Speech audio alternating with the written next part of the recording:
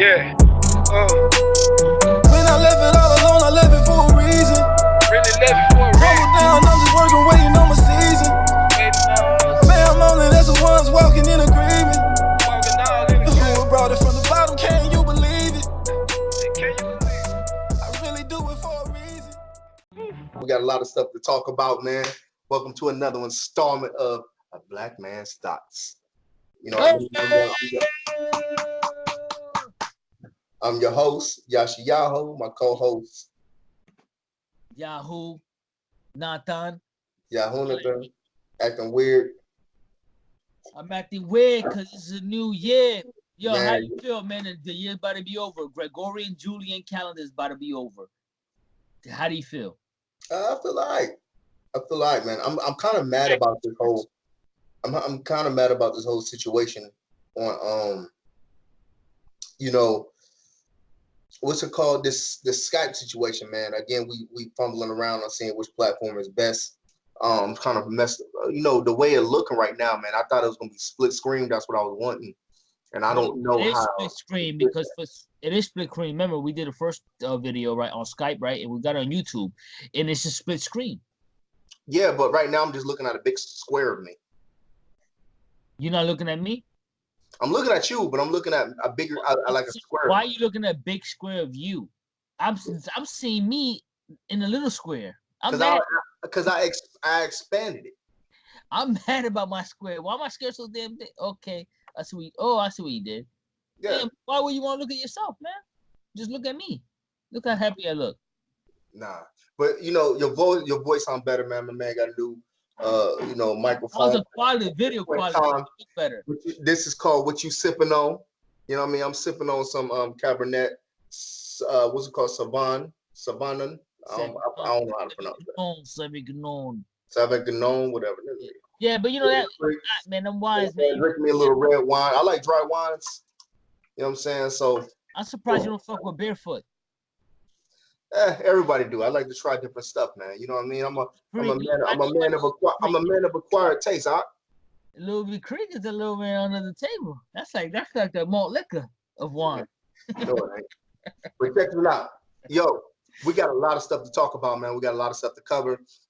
Like we always say, give all praise and esteem to the Most High, the one who caused it to exist, the one who caused it creation. Yah El Elyon of Abraham, Isaac, and Jacob. I just want to say thank you again for, allowing us to wake up, my family, my mishpachah, you know what I mean, my brethren, you know what I'm saying? And, we're going to get into this November 21st, you know what I mean, 2019, as the Gregorian calendar is almost over.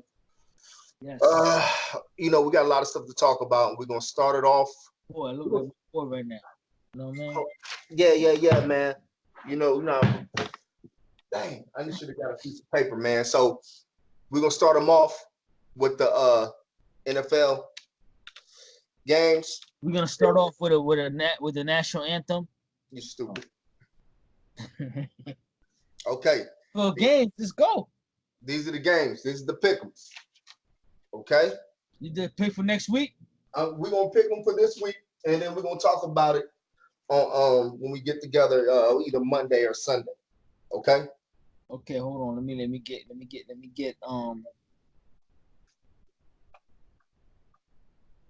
get the.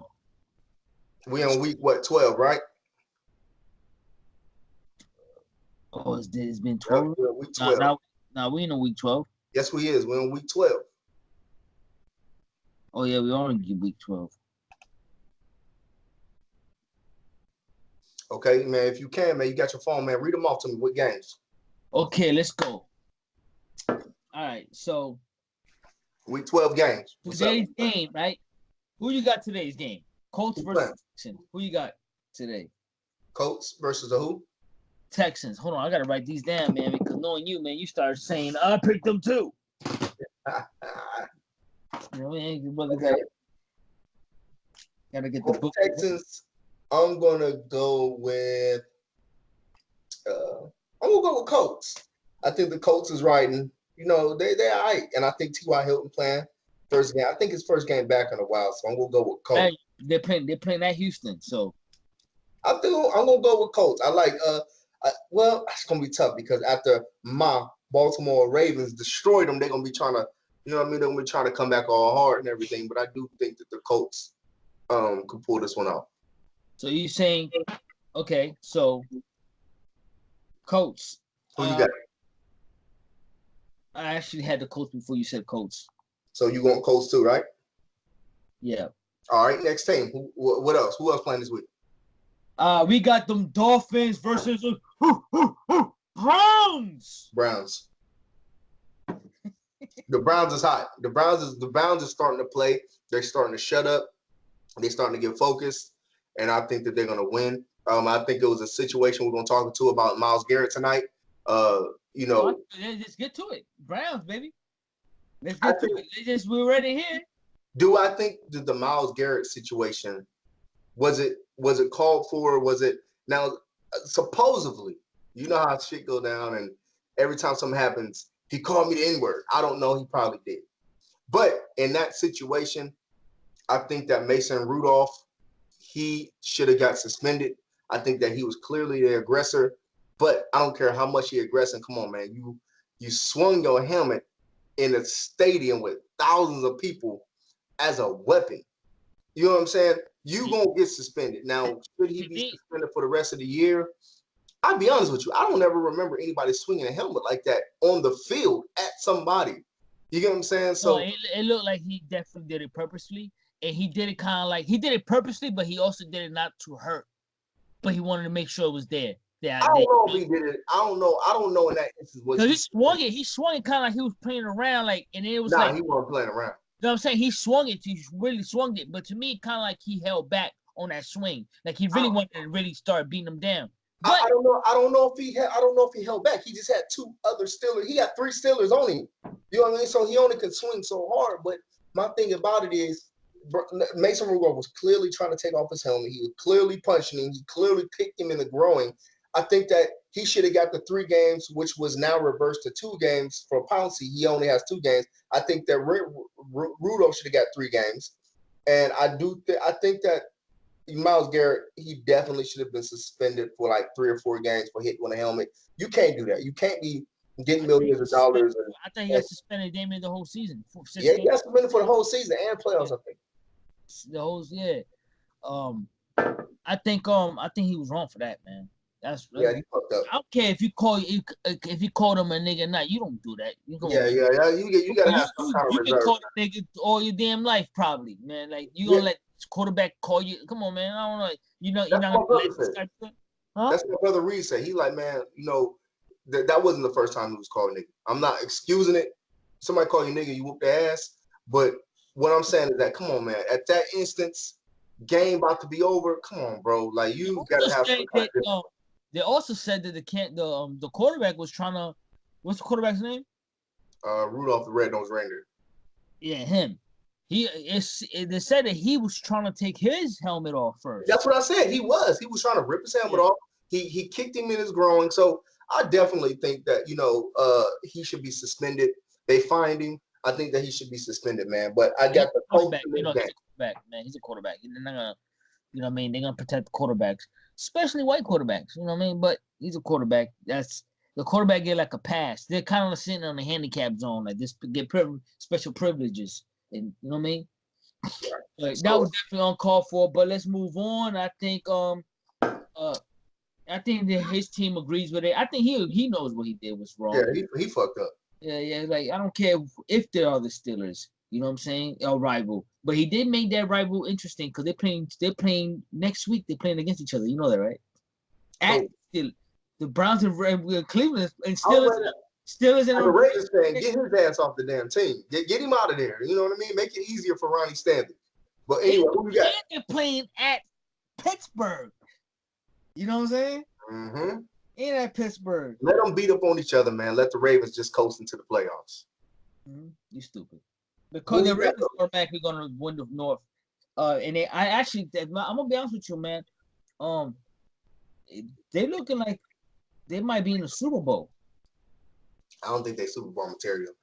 I think they might have a chance to beat New England. But I think they can do some adjustment. It should be harder next time if they are going to beat New England. It should be harder. But yeah, I think it's going to be. I definitely it's Belichick. You know it's going to be harder. But I do think that I think here's what I think. I think that they can beat New England again. But I think that I don't know if they have what it takes to go against Pat Mahomes. I mean, the boys are killing. You think? Watch out for them Raiders too. They sneaky. Them Raiders is like I'm not worried they're about like over 500. But Kansas City Chief, I just can't see. I can actually see that'll be the toughest challenge going through a Kansas City Chiefs. That's gonna be the toughest challenge. Right? Do they play this year? They will in the play. Yeah, they already played this year. They whooped our ass. Pat, I'm actually a Chiefs fan. I'm a Pat Mahomes fan, low key. Then Actually, first real New talk, England, man. and then Chiefs, man. Real talk. Hey, I always tell my wife, I said, man, one of my secret teams is I've always been a Chiefs fan. I always like it. You know what? It's their colors. I like their colors, man. They always have real good running backs, man. My cousin used to play me in Super Tecmo Ball. He used to always be the Giants, man. But then he'll be an asshole and pick the Chiefs. When they had Christian Okoye, my big ass African back, be running all over people, man. So I've always had a relationship with the Chiefs, man. So if I wasn't a Ravens fan, man, I very well may be a Chiefs fan, actually. Yeah, I mean, me too. Like if they beat New England, I'm going for Chiefs no matter who's in the damn playoffs in the championship. You bite your goddamn tongue, because if they playing the Baltimore Ravens, friendships is on the line, brother. Friendships are on the goddamn line. If they beat Baltimore Ravens, you know that you will root for the Chiefs all the way. I would finish it. I would too. Now the question is the thing is, if they play against New England Patriots, who will you vote for? The Chiefs. The friendship is on the line, you motherfucker. And I was the same thing. Hey, the quarterback got some ounce of melanin in him. We gotta go with the brother who got melanin in him. It's not even about that. It's just a team. Yeah, a Patriots fan would say that shit. Let's move on, man. Okay, I got the Browns winning against who they're playing again? Dolphins. I got Browns over Dolphins as well. I think Odell Beckham will score. He's gonna have at least one touchdown. I think he's gonna have one. His homeboy's nice too, Landry. I see Browns next year doing some things. I think they're gonna get some adjustment. But they doing some things now. They creeping up on people. Yeah, they creeping up. Who the next game, bro? Let's speed past this, man. We got some basketball. We got all kind of shit to talk about. All right, Lions and Redskins at Washington. What happened to Stafford? Is Stafford out? Yeah, good question. Because I don't think he played last week, man. But I'm gonna go with Lions. Did you see that? Who you going with? I am going with.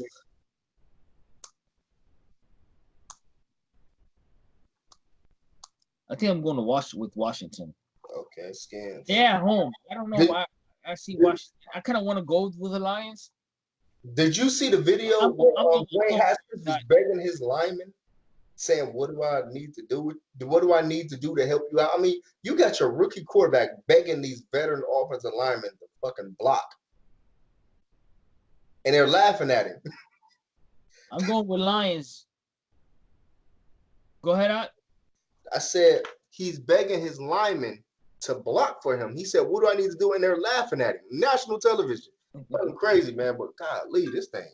Yeah, Kevin, I got that Sauvignon Blanc. You know what I mean? My brother. See, this is why we do the podcast together, brother. We both sipping on the same thing. I'm gonna show you got the red. You got the Cabernet. I got the Blanc.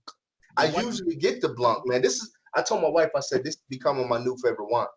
I'm gonna be honest with you. I've been on that Zinfandel heavy. For real? Yes, and I noticed that all the bottles, the least expensive Zinfandel bottle that I've seen was $10. That's what's up. Zinfandel is kind of expensive. Like I think that's like a real expensive wine. Like I can't find Zinfandel no cheaper than and I barely can't find Zinfandel in stores. Walgreens, forget about $10 bottle of wine though ain't expensive.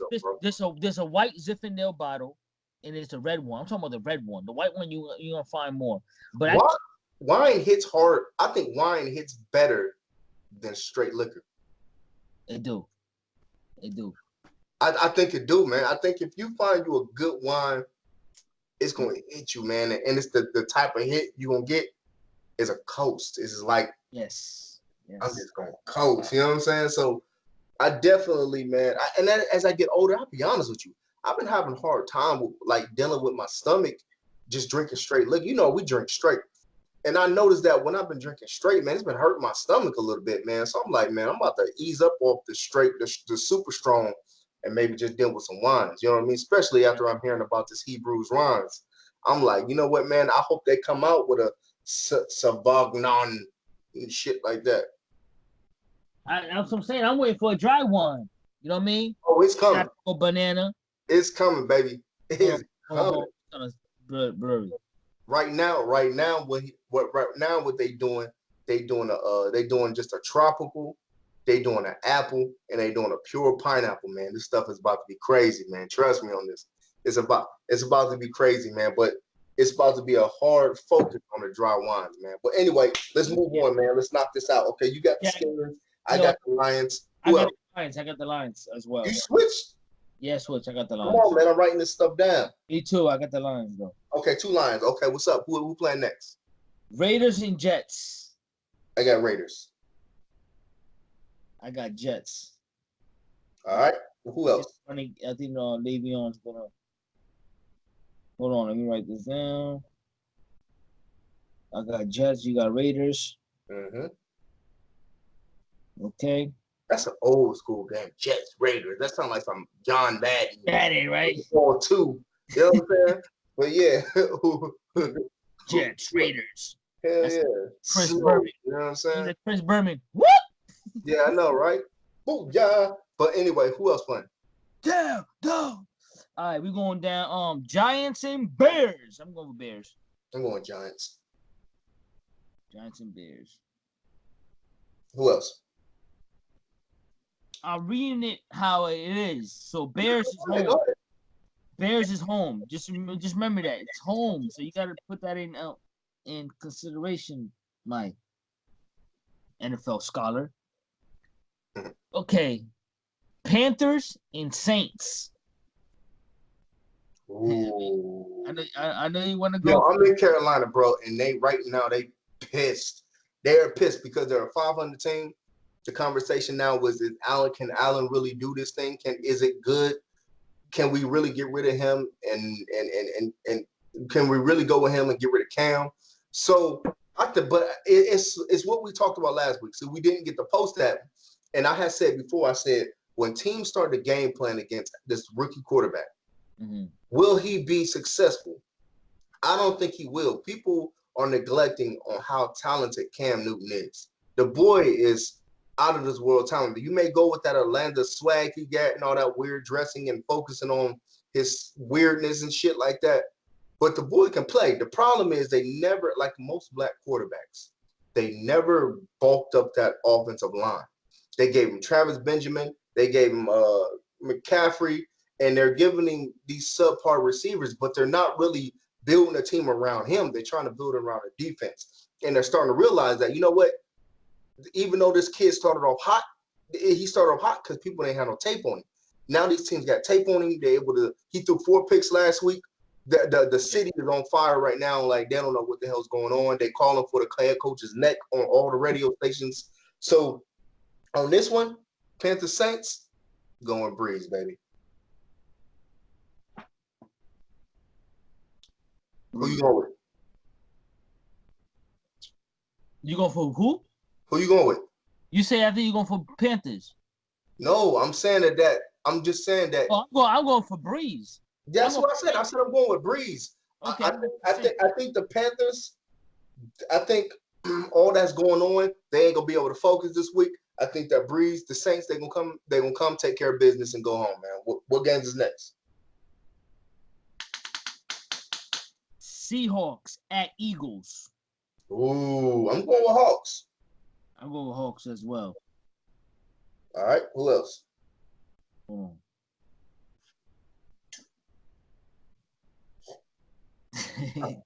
Buccaneers at Falcons. I'm going Bucs.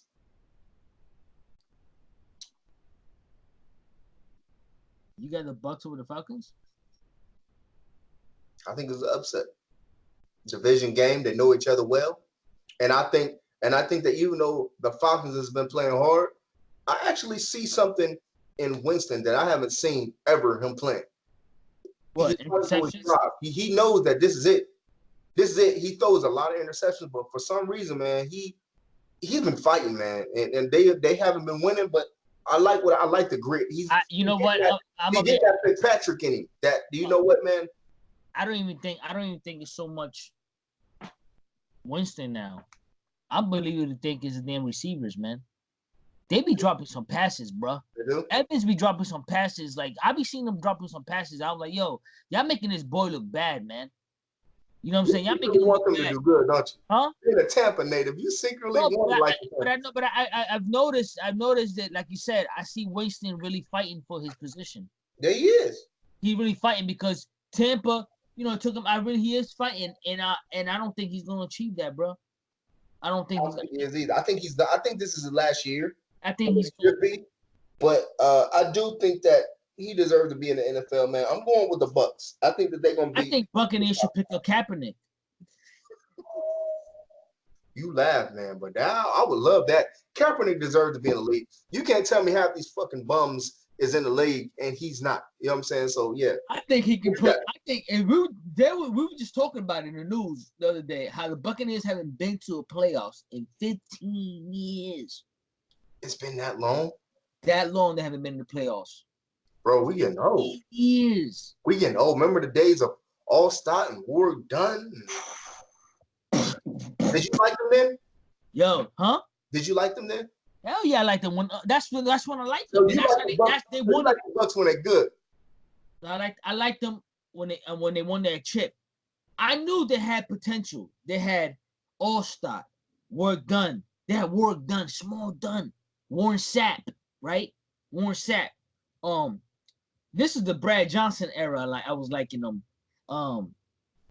Who else they had? The Barbers receive. Yo, they were tight. They were tight. They had that Tampa 2 defense. But anyway, who's that though? Bucs or the who? Who they playing? You got the Bucs, right? Yeah. I got Falcons. Falcons. Okay. Georgia. All right. Who else? Broncos and Bills. Who? Broncos at Bills. I'm going with the Bills. I'm going with the Bills too. All right. Who else? Wait. Steelers and Bengals. Steelers. I got Steelers as well. I think Steelers are kind of holding a grudge over that. I think they're coming in there ruthless. Yeah, they coming in there ruthless, bro. Because they got their ass kicked literally. And that momentum gonna come in deeper when it on next week. And the Bengals are arguably the worst team in the league. Ooh, speaking of that, that's a major blow for all those Alabama fans who thought that this quarterback was gonna come and be the first round pick. Fucked up his hip, and they're saying that he may stay back in college for another year. And all these teams tanking. Who? That sucks. That sucks, man. But he's gonna have to come back because he had the ankle injuries. Now he got the hip injuries. Tua from the Alabama Savings quarterback, and he's gonna have to stay in school to show that he can still play with all these injuries that he's had. You know what I'm saying? So I think the Buccaneers would have picked him too. What's his name? I don't know, Tilapia. So he got this long ass Samoan name or whatever his name is, Hawaiian name. I don't know. I don't mean no disrespect, man, but he's got a long name. It's like Tua. Oh, come on, man. I got it. Alabama quarter. Hold on, man.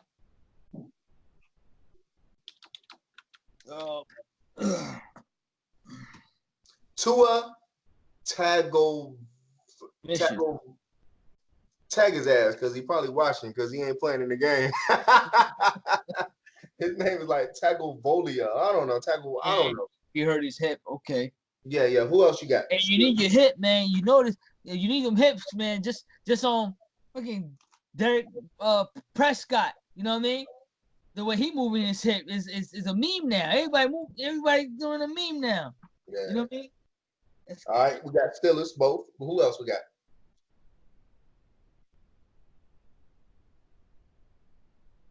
Jaguars at Tennessee Titans. I've got Tennessee.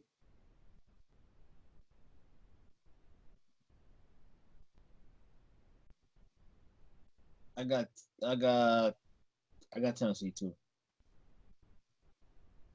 All right.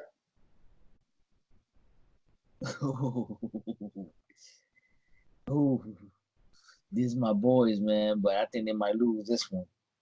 Cowboys at Patriots. I think Patriots. Ooh, I don't know. I was just talking about them hit moving Prescott. You got Yeah, I got Patriots. I think Belichick, he does a good job of taking away the problem. And I they think at New England, so that's he gonna make Dak beat you. He gonna take away Zeke. So I think it's gonna be Patriots. Yeah, at New England. I have to go with Patriots, man. There's no way. Even if I lose, I have to go with it. It's crazy. Who else? Woo. I think that's gonna be a good game. That's a good game to watch. Cowboys and Patriots. Then you should have a lot of stats, right? That's a good game to watch, man. I'm gonna be honest. If y'all ain't watching that game, watch it. Okay. Packers at 49ers. Ooh, this is the game I've been wanting right here. I tell you what, and I'll just be honest. You read about that 49ers ain't no joke, man. I see what they did last week. I was like, yo, they ain't playing. I tell you what, I told my homeboy, shout out my homeboy Brandon Williams. I had told him, I said, if one of those teams was in the AFC, my Super Bowl would have been Packers and Green Bay. I think these are the two most talented teams in the NFL. I'm a diehard Ravens fan, but I think that the Green Bay has a great quarterback, a Hall of Famer, first ballot, and they have a very good coach and a very good defense. I think the 49ers is fucking for real. I think the line is aggressive. The defensive line is aggressive. Who do I think is most talented? I think San Francisco wins this one. I'm going with San Fran. I got Packers. Oh, that's going to be game. That's going to be the game. You know why I got Packers? I'm looking at, and you're going to change your mind if I say this. I'm looking at 49ers schedule, the teams they beat. Nobody's. Did they lose last week? They lost. You know who they lost? Seahawks. You know who they lost to? The Seahawks. Yeah, the Seahawks. But what was the score? Hold on.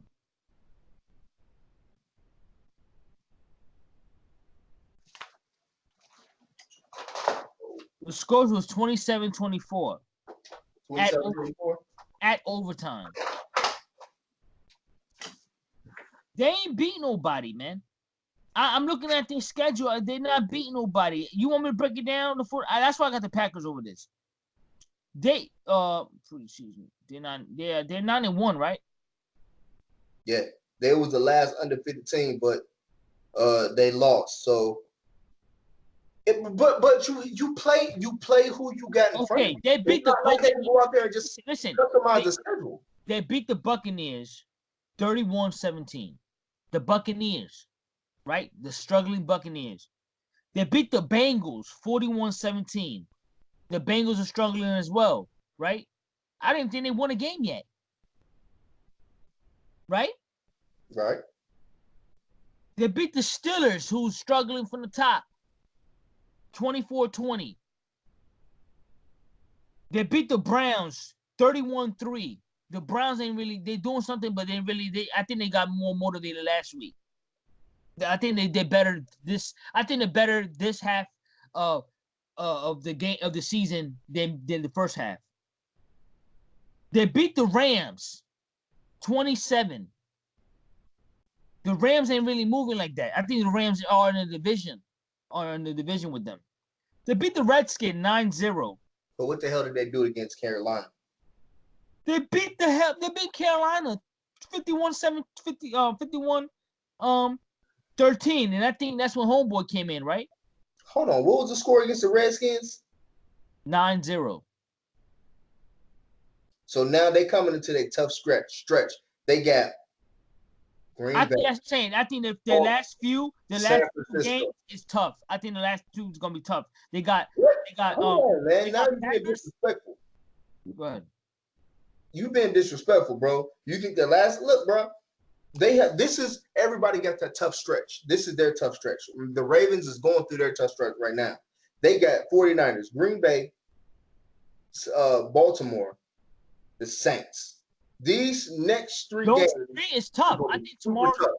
And then they got the Rams and Seahawks to close it out. So I think that I think the Seahawks gonna be tougher than the Rams. Because the Seahawks already beat them one time, so this time it's kind of like But I think they're all gonna beat the Rams. I do believe they're gonna beat the Rams again. And I do believe they can beat the Falcons. But the Ravens, Saints, and Packers. I'm going for Packers. I am going to Packers on this game. I think this is a true test for the 49ers. And I think that. You're right. Looking at the schedule, they had a very favorable schedule. They definitely had a weak schedule. But coming to these, this is going to make or break the team. I actually think that they're for real. I don't trust Garoppolo. I don't think that he's no world quarterback, but I do trust that coaching staff, and I do trust that defense. I got 49ers over Green Bay. I probably got it something like 24-17 or 24-17 or 28-24. I got Green Bay. I got San Francisco winning. Okay. Who you got? I got Packers. All right, let's move on, man. What we got? We got Packers. Next game, it's Monday Night Football. There you go. Dun, dun, dun, dun, dun, dun, dun, dun. Dun. Who we got? Hold on. Come on. We got that. Oh, you ready for some football? Come on, I'm ready. I'm ready for Hold on, man. My phone is acting crazy. It's like touching itself.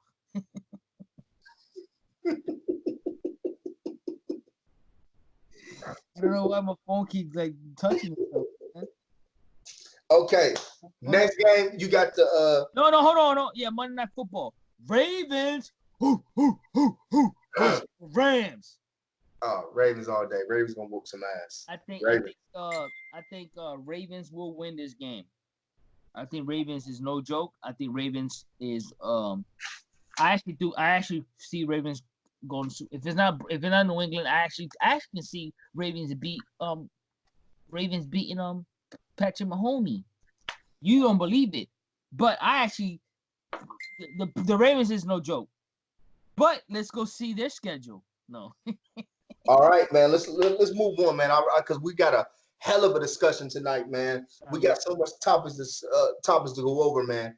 Okay, check this out, y'all. I don't really want to get too much in detail, but as we look at it right now, let's go switch over to basketball, NBA. The Celtics are still the team to beat. They played a hell of a game against the Clippers. They're 11-3. They're the number one team in the East, followed by the Bucs, the Heat, the Raptors, the 76ers, the Pacers, the Nets, and the Magic. Those would be your playoff teams as of right now. On the Western Conference, you have the LA Lakers. Them boys is 12-2. They are starting off hot. So barring injury, man, they are the number one team. You have the Lakers, the Nuggets, the Rockets. Woo! Watch out for them Rockets. You don't hear a lot of talk about them, but obviously the Westbrook and the Harden is paying off. You got the Mavericks. Derrick just had Derrick. I forgot what his name. Derrick. Whatever the Mavericks small forward is, white boy, man, he's been balled out, man. He's been balling ever since. They're number 5 in the East. The Jazz is 6, Suns is the 7th, and the Timberwolves will be rounding off your 8th playoff seed if they would start right now. In the West, like I picked before, I still got the Clippers winning the West, followed by the Lakers and the Mavericks, and then followed by the Lakers and the Rockets. Then How about the Warriors, though? Where the energy at now, man? Everybody wanted to be Warriors fans. Where the energy at? Yo, everybody's injured. Clay, right? They're 3-13. Stephen Curry broke his hand, so he's going for it now. But you know what? This is what the NBA needed, man. They needed that. It gets monotonous when you have that type of team just every year barely losing. Like it feels like they're not even trying because they're not being challenged. Now it's up in the air because we don't know who's going to win. I say this. I say this: Golden State Warriors. I think the road's gonna be switched. I don't think them gonna make it to the playoffs. I don't know. I don't know how far away. I don't know how big of an injury they got. I don't know if they're gonna come back next season because again, it doesn't take too much skills to shoot threes. It does, but physical skills. You don't need physical skills to shoot threes. You don't. You don't need to be a big talent, bro. I say you don't have to be a big guy to shoot threes, and I'd rather take a 3-point than a 2-point any day of the week. Three is better than 1 and then 2 every day of the week. So to say this, I think hopefully I'm hoping for the Portland Trail Blazers who got Carmelo Anthony. That's what I wanted to bring out. Go ahead, brother. At least get an 8th seed. Get Carmelo in get Carmelo in the damn playoffs, man. At some point in time, I'm an Israelite, but I'm also extremely pro-black. At some point in time, you have to start to think, man, is there a conspiracy on players who have their own mind? You mean to tell me, check this out. You have, if I look at the standings, right? If I go to the East, the Knicks are 4-11. The Pistons are 4-10. Okay. The Cavs 4-10. Okay. If I go to the Western side, you have the Warriors 3-13. The Spurs 5-10. Portland, well, not Portland. The Grizzlies 5-9. You mean to tell me, off of bench, you can't use a Carmelo Anthony just to get you 12 to 15 to 18 points a game? At some point in time, I think it's like, look, man, you may not like how his style is, but if it's really about winning, it's just defense, man. If it's really about winning, why wouldn't you sign this man? He had bad defense. It's just defense. It's just he's there to shoot. You know how many players got bad defense? You mean to tell me? Carmelo's not that fast. Carmelo kind of has a sluggish way about him. You mean to tell me on his best day and on Carmelo's worst day? He got a jump shot. He does have a jump shot. Better than Carmelo. I don't care what's the argument. There is no argument that you can put majority of the NFL players and NBA players over Carmelo. I get it. Carmelo is no longer a star. I'm not saying that he's a star. He should be a face. I'm not saying that he should get 40 minutes a night. But what I'm saying is that you have that amount of talent. You mean to tell me you can't get this man 20 to 24 to 25 minutes a night off of the bench, and your team is 3-12? Come on, man. At some point in time, it's like, yo, man, do you really want talent? They just got him. So you got to. I'm not talking about Portland. I'm talking about teams like the Warriors, who done lost everybody. I'm talking about teams like the Cavs. I'm talking about teams like all these doggone teams that suck. You know what I'm saying? You mean to tell me the Knicks can't bring back Carmelo, or the Pistons? Who the Pistons got? You name 3 players on the Pistons besides Blake Griffin. And that's my point. You mean to tell me that your bench players are better than Carmelo Anthony? But hold on, there got to be something. There got to be going on, because you and I know well that these brothers, even if you are LeBron or anybody else, these brothers really do. They have a little tryouts. Don't they have like tryouts? I think it's more about. From what I hear is that, especially when you're a free agent, then you have to try out again, because if you're signed, you can't. I mean, I understand you're signed with them. I think they will have to try out, but I guarantee you what, Carmelo would whoop the hell out of some of these teams' starters. Yes. The tryout wouldn't be a problem. I just think that they feel like he's going to bring some kind of a ego situation. You mean? Hold on. My mom's coming.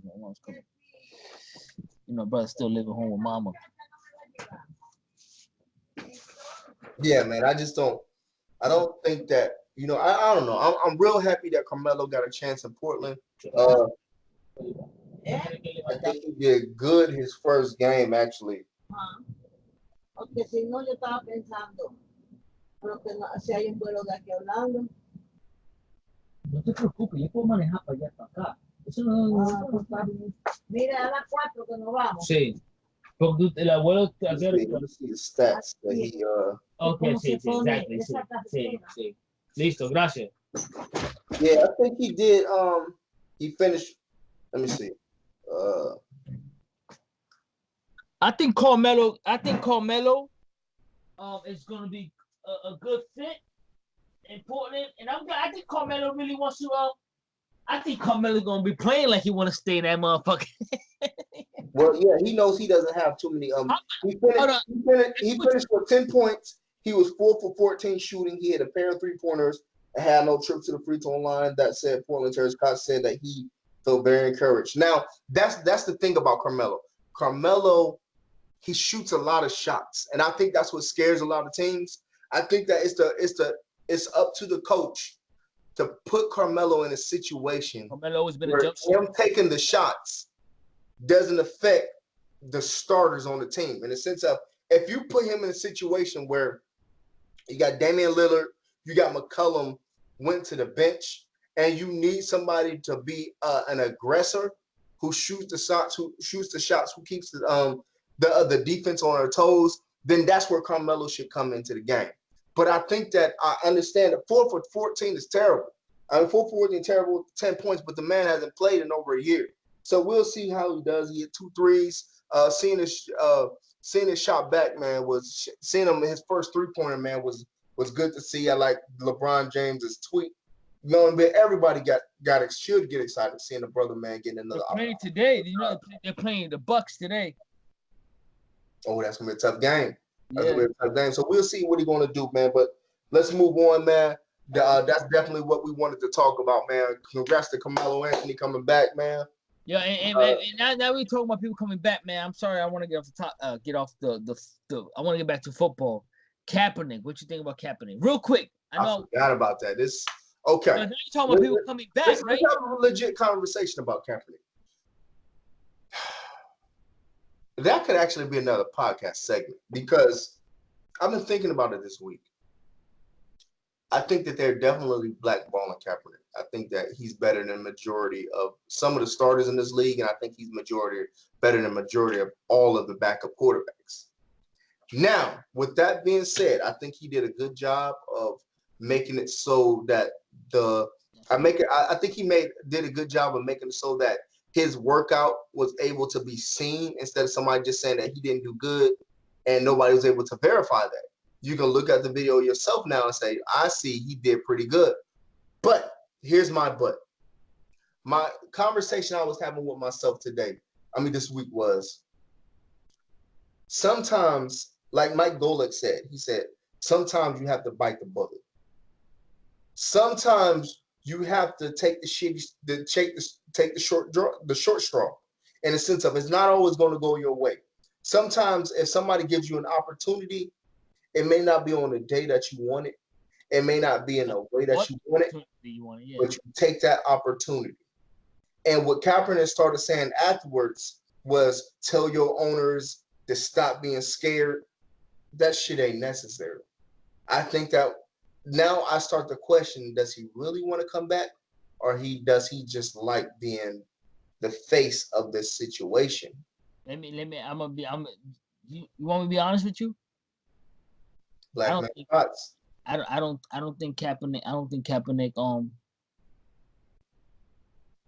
Kaepernick is that good like that.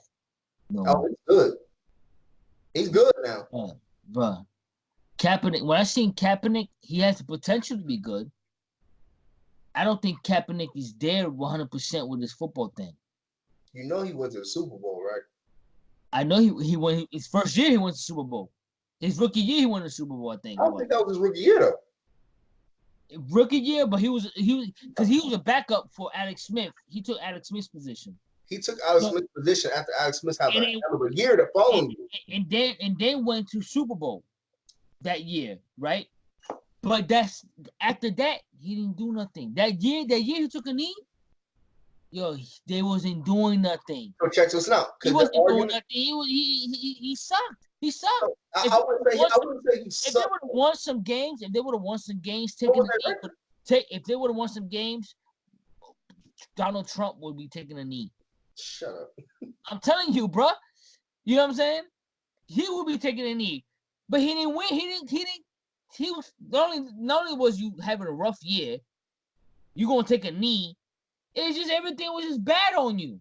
Everything. Well, let's not act like Yeah, he was. I'm saying I think Kaepernick has the potential to be just as strong, just as better. But I think he needs to put his focus 100%. If somebody does give him a shot, 100%. I'm talking about studying playbooks, not athletically, physically built playbooks. Tom Brady's not a damn athletic guy. Well, hold on. He just studies playbooks and plays, and after plays, this is how we're gonna do it. This is how we're gonna execute it. Yes, I don't know if I agree. Look, check something out. You know, this is the black man stocks. This is the black man stocks. We should always have some type of stats to back this up, or we should have some type of documentation to back this up. So let's look at it. Kaepernick played for San Francisco from 2011 to 2016, right? So 2011, he played in 3 games. 2012, he played in 13 games. That's when what's the stats? He played. Hold on. Let me finish. Let me finish, man. Let's be professional. Okay, 2012 was the one he really started coming in. That was a year when he played the Ravens in the Super Bowl. So 2012, he had what? I'm trying to look at this. 10 touchdown passes, 3 interceptions, right? I think they went to the Super Bowl that year. He passed for 1,800 yards. Now the next year. That wasn't bad either.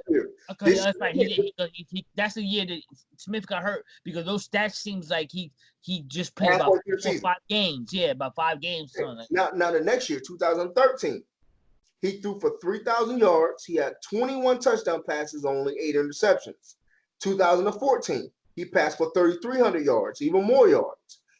He had 19 TDs, 10 interceptions.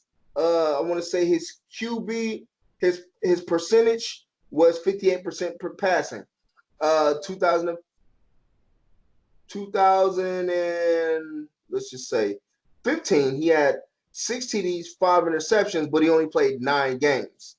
Okay, and his percentage. So you mean to tell me 9 games, you throw 6 TDs, 3 of those games you did not even threw 5. He threw 9 TDs, 5 interceptions. Now 2016, he threw for 2,200 yards. He had 16 TDs and 4 interceptions.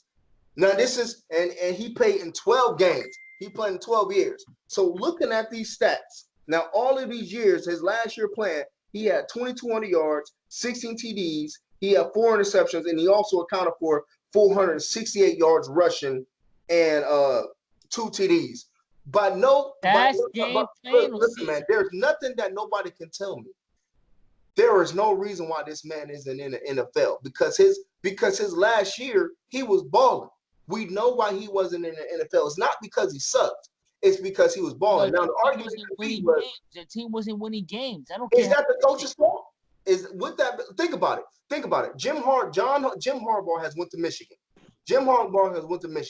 And every big game he's had, he's lost. So if you can't coach against college big games, what makes you think you can coach against the great minds in the NFL? Jim Harbaugh got him in the Super Bowl with the damn Ravens, man. What are you talking about? That 1 year. And ever since then, the San Francisco 49ers have had I remember Kaepernick last year, because I think this is the season he played as a starter. I'm talking about non-starter. I'm talking about he played his last games. His last year he was not a starter. He was a non-starter. What does that have to do with anything? What I'm saying, he was the second string last year. His last year, he played in 12 games, and he went with 16 TDs and only 4 interceptions. And 4 interceptions. And he accounted for almost 500 yards rushing. I don't see how you're saying that. By any equivalent, that's better than majority. That's better than some of these quarterbacks that start now.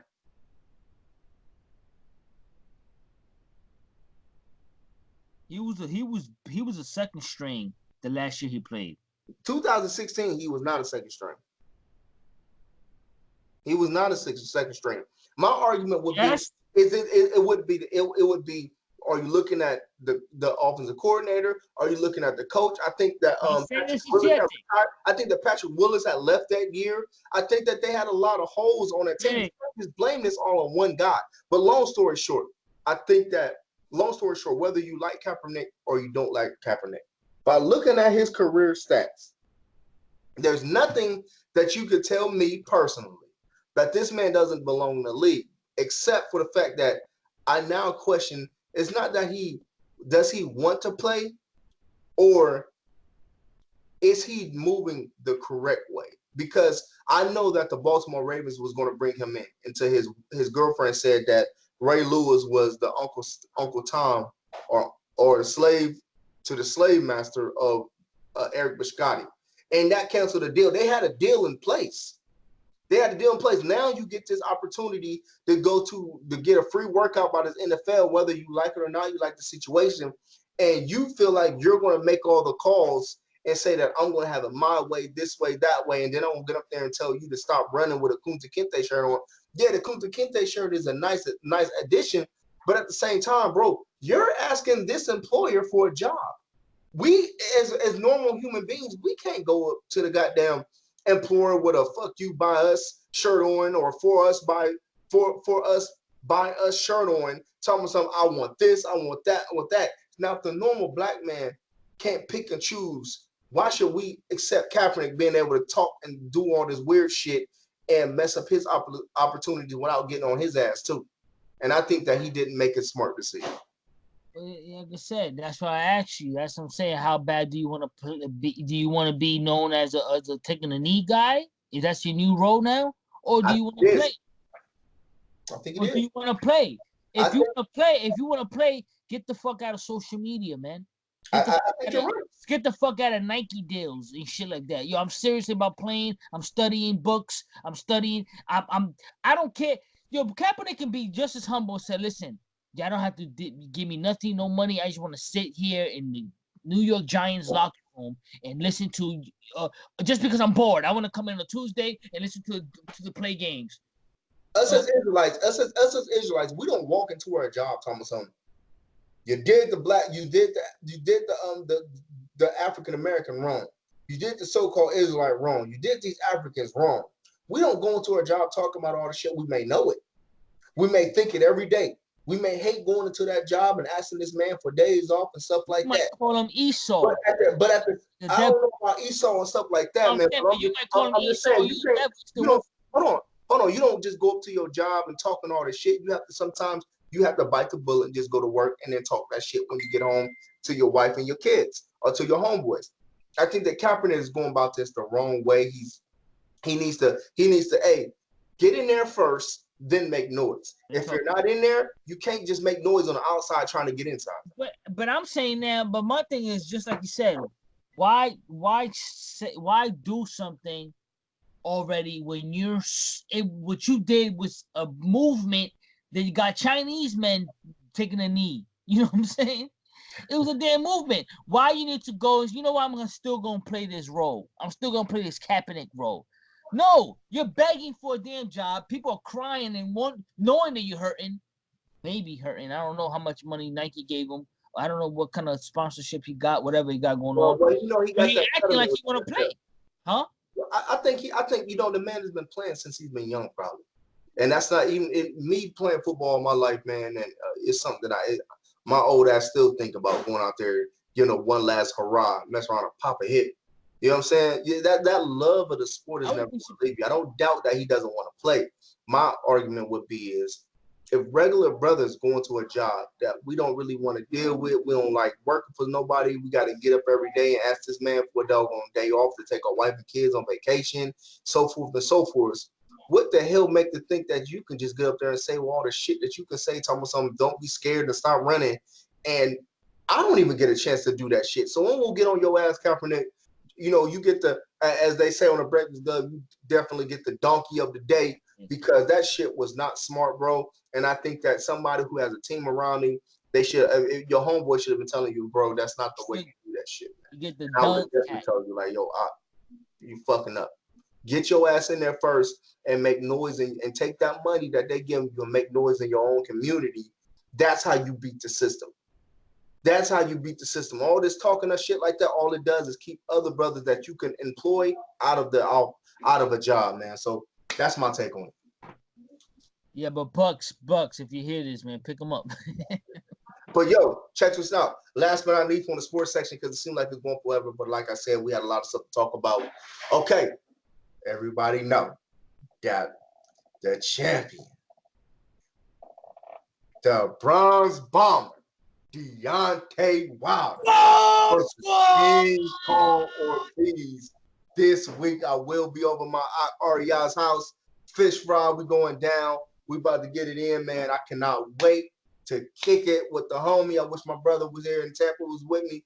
But yo, I definitely think that this is going to be, without a shadow of a doubt, Wilder's toughest match. I think that Ortiz, if you look at this brother, if you look at Ortiz's body and all his other fights versus this now, this brother is looking, he's taking this fight serious. He kept saying the last time I tired out, this time I've been working on my conditioning. You can tell. I think Wilder better get this brother out within 7 rounds. If it go past that, I think that Wilder could lose. But I'm going for Wilder. I'm going for Wilder as well. I don't know about that, Aki. What? I don't think Ortiz don't know what he got into. I said this a few times. Wilder is not in his prime yet. He's now entering to his prime. I said that. Wilder looking very, very, very strong, very agile, very sharp, coordinated. Wilder's boxing skills went up. Wilder's never been a boxer. Tremendously since the Tyson Fury fight. Trust me when I tell you this. I don't think it went up tremendously because we haven't seen it. We had a one-punch knockout. We're gonna see it tomorrow. I mean, on Saturday. After Shabbat, it is going down. I'm telling you right now, Wilder looking very good. I don't think Ortiz. I hope it's a good fight, but I can't see Ortiz. Ortiz looking good too. Don't get it twisted. I think he's looking the best he ever did. He's the boy. Old school against Wilder's looking just as good. You know, and he's going. And if he wins this, he enters to the class of, I think it was like Ali, Liston, or Larry Holmes. Liston, the great 10+ title defenses. People forget this man has got 40 knockouts. I think he has like 46 fights. Wilder. 41 wins, 40 knockouts. I mean, he's definitely got some ring experience.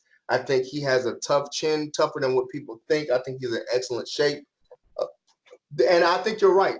If it gets past 7 rounds, I would question, can Ortiz still handle that type of punching power from Wilder? The only way he's going to get past 1 round if Wilder's just want to box with him for a little bit. But if Wilder catches him, just he want to box, I'm jab, and I do it straight, and I catch him, he's going to finish it right there. He's going to smell blood, and he's going to be on him. Could you imagine doing all that training? I'm going to be honest with you. I can't see the fight going more than 3 rounds. Could you imagine doing all that training, getting in the best shape of your life, staying away from your wife and children for months and months at a time, just really invoking yourself on a Rocky Balboa fucking training regimen and getting there and getting knocked out with 15 seconds into the fight? Yo, I seen 5 in the UFC.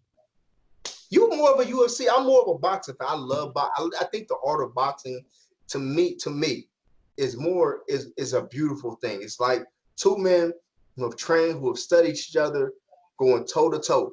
Then what throws me off of the UFC is, it's like I could train for, and all of a sudden I can get submitted, and I'm a stand-up guy. You know what I'm saying? That doesn't necessarily let me know that your stand-up was better than me. It just let me know that you caught me off guard. I don't know. I don't like that.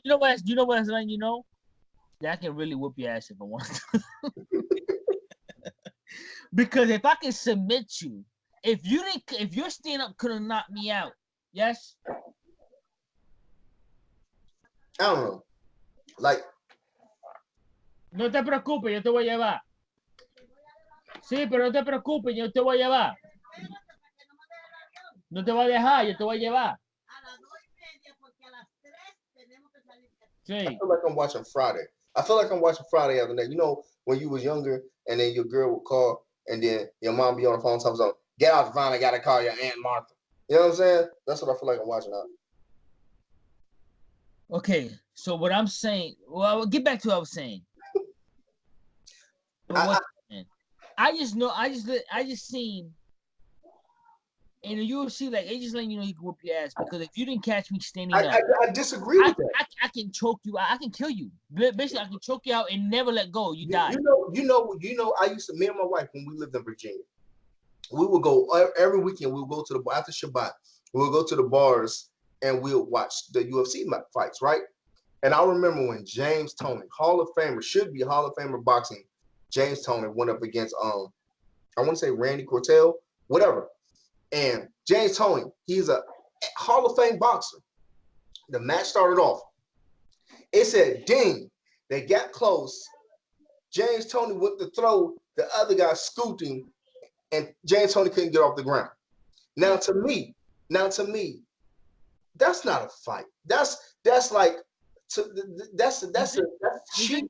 I wouldn't say it's cheating, but it's like, I get it that you made him submit, but James Toney never got a chance to throw a punch, and what he was good at because you know, because he's went into your sport and he did, and you got him on the ground with something. It's mixed martial arts. It's called mixed martial arts. If it was wrestling, it would just be wrestling. So Tony knows he has to wrestle, but Tony knows that it's a wrestle match, it's a kicking, it's a punching, it's an elbow, it's a fist, it's a flying knee, it's a damn near a broken bottle. You know what I mean? I could break his arm. I could break his leg. It's a street fight with certain with rules. That meaning okay. So Tony knew that. He just knows that. Yeah, I can box, but a nigga. And I did my study. The statistics shows that there's in the UFC there's more wrestler champions. Basically, damn near all the champions are wrestlers. Background. They wrestled in high school. They wrestled. All the champions in the UFC, whether they do jiu-jitsu, boxing, kickboxing, they all come from a wrestler. Israel Adesanya, he's from Nigeria. Shout out to him. He's a kickboxer. He's not a wrestler, but he is the champion. So I do. But it shows there's more wrestler people who has belts than a non-wrestler. You know what I mean? So I'm just saying. I think that I understand boxing, and I like the mixed martial arts, because if I want to watch a kickboxing, just kicking and punching, I can watch that. If I want to watch just boxing hands, I can watch that. If I want to watch wrestling, I can watch that. If I want to watch jiu-jitsu, I can watch that. So that's the thing I love about martial arts, that I can mix them up if I wanted to as well. But it's something about a boxing match that it just hits harder when it's magnitude. It just unless you follow mixed martial arts, but it's something about boxing that makes mixed martial artists say, "Hey, listen, I gotta watch this fight. I gotta see who wins. I want to see who Wilder's gonna win." You know what I'm saying? It's something about it because they know that boxing is also an art that mixed martial artists are well known of. Boxing, their boxing skills, their stand-up skills. So boxing cannot be excluded out of I mean, they got bare knuckle fighting now, but for some reason there's nothing like a big old red glove on you to see who's the nicest, who's the champ, and Wilder's gonna be the champ. All right, man. We're about to switch this segment over to 3 rounds. I can't see more than 3 rounds. That's if Wilder wants it. I think Water really just want to execute and not so much box, but really like catch him. Like he's just so fucking. He's so strong, man. Wallace is strong, man. He's strong. He agile. He should play football, so he moves. Yo, it's crazy, man. I don't even want to talk about the. You know what I mean, modern day Saul. You know what I mean? Yeah, man. At this point in time, man, we're about to get into our conversation, man. I hate to switch it like this, man, but the time is getting on. Who's that right now? What's up? Who's that rapping? That's Courtney Bell. We're about to give our little shameless plugs, man. But I like to start off by saying I like to say, you know, shout out to Patrick Delves. Anybody who knows me knows that that's my favorite herbalist. I think that, you know, the black community definitely needs to take better care of their health. No matter what you believe, no matter what you think, man, health is the most important thing we got other than our relationship with the creator. Patrick Dales, man, shout out to that brother. He's putting in major work. You got your Selby, Dr. Sadie's, you got your Layla Ali's, man. But you know, Patrick Dales is always on Facebook. He's always giving the creator the praise. And you know what, man? So if you can follow the brother on Facebook, his name is Patrick Dales. That's my all-time favorite herbalist, man. Also shout out to the brothers that's out there who's creating Hebrew garments, who's creating the sisters that's creating Hebrew garments, chains, fringes. You know what I'm saying? We just passed our feast days, man. So all praises to the Most High for that. The brother who's able to participate on that. You know what I'm saying? So right now I'm playing Courtney Bell. You know what I'm saying? I don't know if y'all can hear him. Check it out. I'll turn it off. But boy, nice. Dodging the police, wild with 380s through the 9 and them stolies. I should have listened, but this life had my attention. Infatuated with 30 pointers and how they glisten. By the time I was 16, I was looking at niggas different. Cause he was either go get a job or get something shaking. I seen niggas raking in thousands. I couldn't take it at a time when we didn't have a dime. We kept it sacred to the laws. Never split with my dogs. Doing what's the basics. If you eat, then I eat, my nigga. Time to get up off your ass and on your feet, my nigga. This shit get cold in this beat, my nigga. They left my big brother dead in the street, my nigga. Long live Deontay. Wish I never got that call, and them niggas that was involved was my dogs. Go figure that. Shit and tattoo tears for years. Yeah, check that brother out, man. His name is Courtney Bell, man. Shout out for all the Israelite artists out there, man. The Israelite women out there who've been supporting and holding down brothers and sisters, man. And the men who's holding down the sisters with the talent, man. Because we all have individual talents. And it's not just the person who has the talent, it's the person who acknowledges that you have the talent, and I'll step to the side and I'll support you while we uplift your talent over my talent, because your talent is greater, man. So that's love right there, man. So shout out to those people, man. Yes. All right. And the fruit of the gifts, the Holy Spirit gifts. You know what I mean?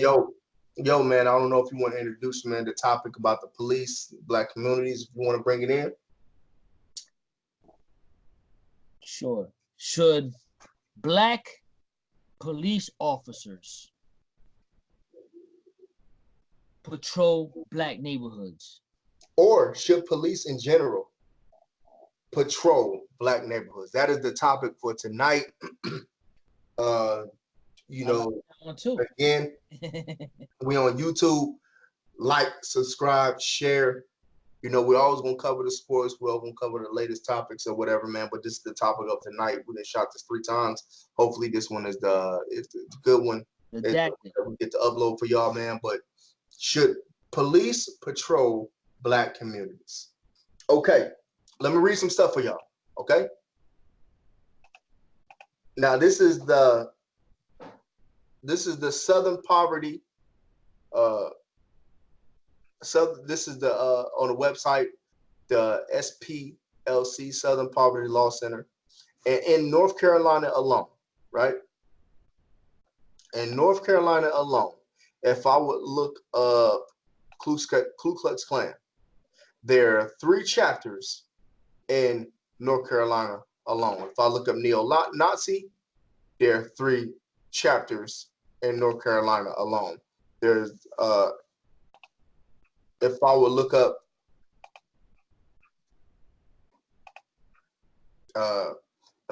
Race of Skinhead, there are 4 chapters.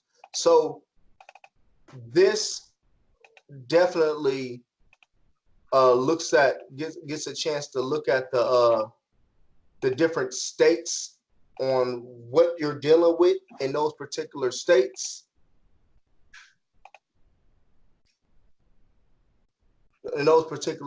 Man. So if I would just look up, let's just say,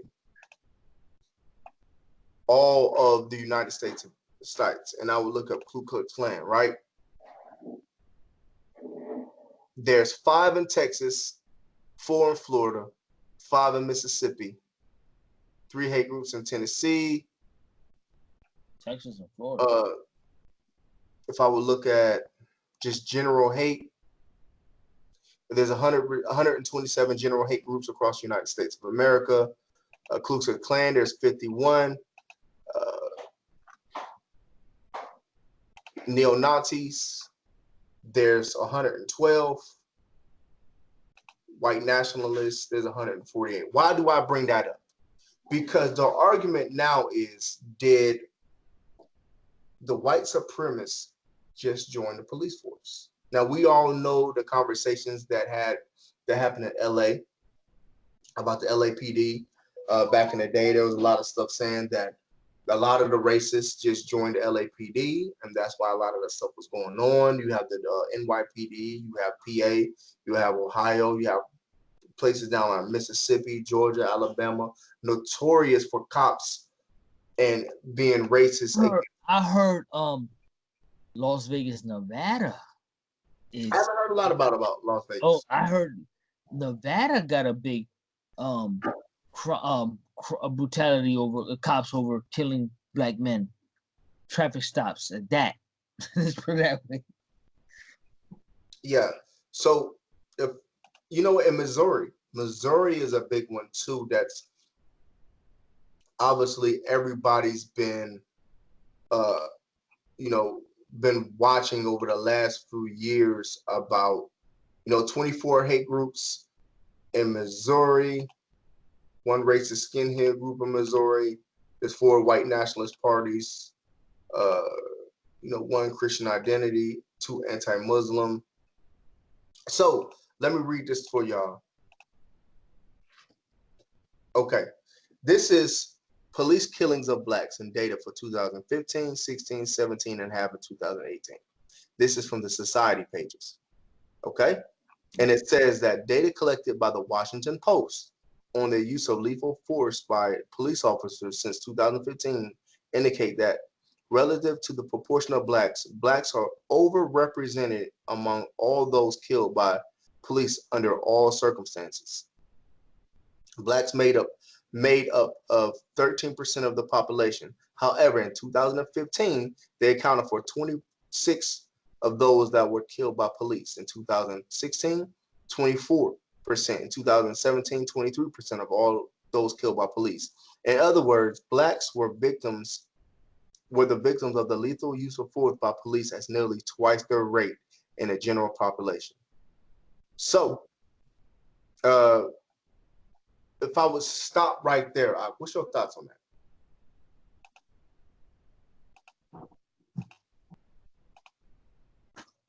I think that but this is it's clear as night and day, man. We know that we're targeted more from these cops. I don't know, we just targeted more. It's the system of things is a conglomerate, you know what I mean? And then you think that we're targeted by for our color? Yeah, I think we're targeted because we're not the I think, like you said, it's a white supremacy, and America was built off of white supremacy. The Americas and the Caribbeans, everything's white supremacy in Western Hemisphere, and they're trying to put white supremacy all across the world. Everybody wants to be the king, stuff like that. You know what I mean? So right. So let me ask you this. So are blacks a product of their own rules? For instance, me and you discussed this a few times. If you have a local drug dealer in your neighborhood, if you have a local criminal, a robber, a murderer in your neighborhood who you know who got a few bodies on, right? But you don't say nothing to the cops to get him out of your neighborhood, and shit still is ruining your neighborhood. Is it the police that are at fault, or is it the people not getting those individuals out of the neighborhood? I think it's the people. So in that instance, I think it's the people, but we gotta be smart as well because we know that we wasn't getting drugs from ports and boats, and we wasn't that. You know what I mean? mm-hmm. Smart. Well, I wouldn't say we wasn't smart. We just didn't know. I'm saying not smart. It's just we didn't. I don't say smart. We wasn't that witty. I wouldn't say witty. It's like if I know the end result, if I create something, I know what's going to do. Not all. But not all. Like I said, we know that if in order to get these type of drugs and all this stuff, you have to deal with someone in the government. Like the government's like the middleman. You believe it or not, you know what I'm saying? Mm-hmm. It's drugs. I mean, we've seen the war on drugs, right? In the 80s, Ronald Reagan. But was it really a war on drugs, or was that just a war on blacks? Because they knew that they put the drugs in the black community. There's so much information out there that said that the drug money that was coming in funded certain things and funded and manipulated certain countries. You know what I mean? So yes, I believe that the black community put in the money. You know what I'm saying? No, I don't. I don't think that I believe the black community. I believe the black community spend more money on drugs, or made them more money on drugs than they made it when they bought it. You understand what I'm saying? So if I go get like for example, a key of cocaine in Colombia is cheaper than a key I hear. You know what I'm saying? A kilo. You understand what I'm saying? Mm-hmm. So once it gets here, they know they're gonna make money. So my thing is this: we 80s babies, all right. Yeah. I think that our fathers growing up in the 50s, the 60s, the 30s, 40s, they coming out of that jazz era. Their fathers were probably sharecroppers. They were sharecroppers coming up from the South, leaving their families behind to start new lives in Chicago, LA, Ohio, Detroit for the steel mills, all that type of stuff. And they working, making good money, starting to feel something like, you know what, man, we take care of our family. At that point in time, the black man was in the family. Then all of a sudden, when when you have that 60s, the black pride, then that 70s hitting heroin drop.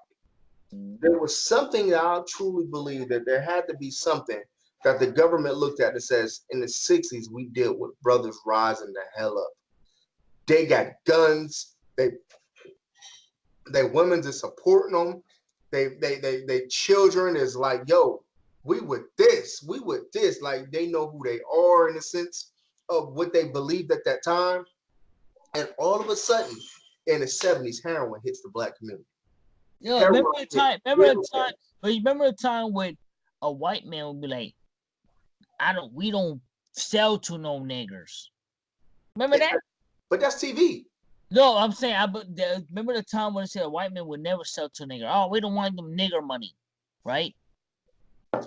But something happened to them to say, you know what? Let's take these niggas' money. You know what I'm saying? Because you know what I'm saying? Over time, you start to see how people's tendencies are. And black people, when they start doing something, they're the best at it. They're the most aggressive at it. They take over, whether that's good or bad. And that's how these these small communities was built. Black people bartering with each other, working amongst each other, giving each other, making trades and or making jobs amongst each other. That's how it came up. Because at one point you can't see a black man working for a white man unless you're damn near a slave. But you're talking about. I think what you're talking about though is all the way back in the 1910s, the 20s. I'm talking about Because around that time, brothers started going up north to Chicago, start playing that jazz. They started the blues start taking off. So once the blues and the records, maybe I'm thinking about more of the South. Then that's what I'm thinking more of a South because the South did get it harder than the North. In certain aspects, yeah, it was the Martin Luther King era. I'm talking about the Martin Luther King era when you know what I'm saying? Well, you have to remember that's what they focus on. They focus on Martin Luther King. But when you have Martin Luther King, you also have brothers out there that had their own businesses. You have brothers out there that yes, I know. But that's brothers out there that follow the Islam movement, where they was like, "Yo, we know certain things. We don't need this certain thing like that." But they only put Martin Luther King in front of you. But that's what I'm saying. Those times they had only whites bathroom. Only blacks bathroom. That's separation. When you walk in, I'm not selling you nothing. Get out of my store. But I tell you what, and I'm maybe one of the few that you know what I'm saying. So what you gonna do? You gonna do business with a black man? Yeah, but I'm one of the few that I think that was a blessing. I think that once when they said that we can't go to their stores, I believe it's a blessing. We thrived. Yeah, we thrived. So I'm not complaining about when they didn't let us do this and that because we had our own schools, we had our own teachers, we had our own thing. But what I'm saying is this, when you start getting to the 60s, black families was together. The 60s when heroin jumped off, and then right after that, a lot of our fathers was born in the 60s and 70s. What happens in the 60s and 70s, the father now exits the home because he's strung out. Now all of a sudden, you got the 80s movement. The seal the deal. The crack epidemic hit the black community. Completely destroyed us. So now you have the early 90s who the gangs that cracked off and was prevalent in LA. They grew up without fathers from the 70s. And from the 70s, they're like, my father wasn't home. My father was out there doing this and that. So I picked up this stuff like that. We started these gangs, this and that, and they started taking these stuff that when we were starting to destroy because we gonna pick up from our fathers. Long story short, I think that we are just now from the 80s, from children of the 80s, and our fathers been out of the house. We're starting to say, you know what? More black men are starting to be in the homes and wanting to be a part of our children's lives. So what does this have to do with police? I think what's happening now is that you have a generation of people who just now trying to figure out, just now coming back into the family picture. And that's still a shaky deal. Still dealing with these attacks by these racist whites. They do, and the distrust between the cops and the families. I think that it's not that the black people want the drug dealers in the community. It's that they don't trust the cops to successfully protect them if they do say we want them out of the community. And to me, that's even a bigger problem because now you allowing the person who was put the drugs in your community in the first place, they take care of a problem that they created because now they successfully took away the leaders in your community who were supposed to be able to handle the problems in the first place. I think it's all by design. Absolutely. And the reason why I see that, we co-inhabit, right? We co-inhabit America, right? With all type of races. But I'm saying when we came to the Americas, we cohabited with the Indians and we cohabited with the Europeans, right? Mm-hmm. Who had rights before us? Was it not the Indians? Mm-hmm. What I just said. Was it not the Indians, right? Mhm. Then we had rights with them. They had to have rights because you cannot co-inhabit a land without having a tribal war. And that's what they were trying to avoid. They know that our segregation was moving to Black Wall Street. We have our own businesses. We have our own shit like this. We have everything. You know, we don't need doctors. We don't need policemen. We don't need a fire department. We had everything. They know when stuff moving like that, it's going to become a tribal war. Next, you know, we start buying military weapons. You know what I'm saying? And we don't have to go get them from America. We can go, according to America, we can get AKs and shit like that, right? But you know what? They count on stupidity. They had to integrate us because if they wouldn't integrate us, it would have been war. I'm telling you. But I can see that. I can see that. And that's if it had kept going without it was designed for us to be down. You know what? Let's keep them dumbed down. Let's give them some drugs in them. Let's make this guy in the street looked at like a pit, like a god or something. Let's give him the drugs so he can make money and you know, it's all yeah. You know what I'm saying? I think that I agree in the sense of if there was no outside interference from the 60s, we would have been in a different place. But then the argument now becomes obviously there was still a lot of weak points in the 60s to allow agents to creep up in our communities. It was weak. You know why? Because that's when we first felt like, oh, the white man loves us. No, that wasn't. That was the first time. No, we're integrating. We're integrating. We're integrating. So white man. That was the first time we started saying that we can do this without the white man. Integration? In the 60s. When they started having a Black Panther party, Malcolm X jumped up on the scene. Yes, I'm saying integration. And before that, you had Garvey, the Garveyites, who started saying, you know what, man, let's go this. Let's build over here. But that was the big design. They want us. They had to integrate us because they say, "Yo, we're gonna have." I agree with that. We're gonna have war with these people.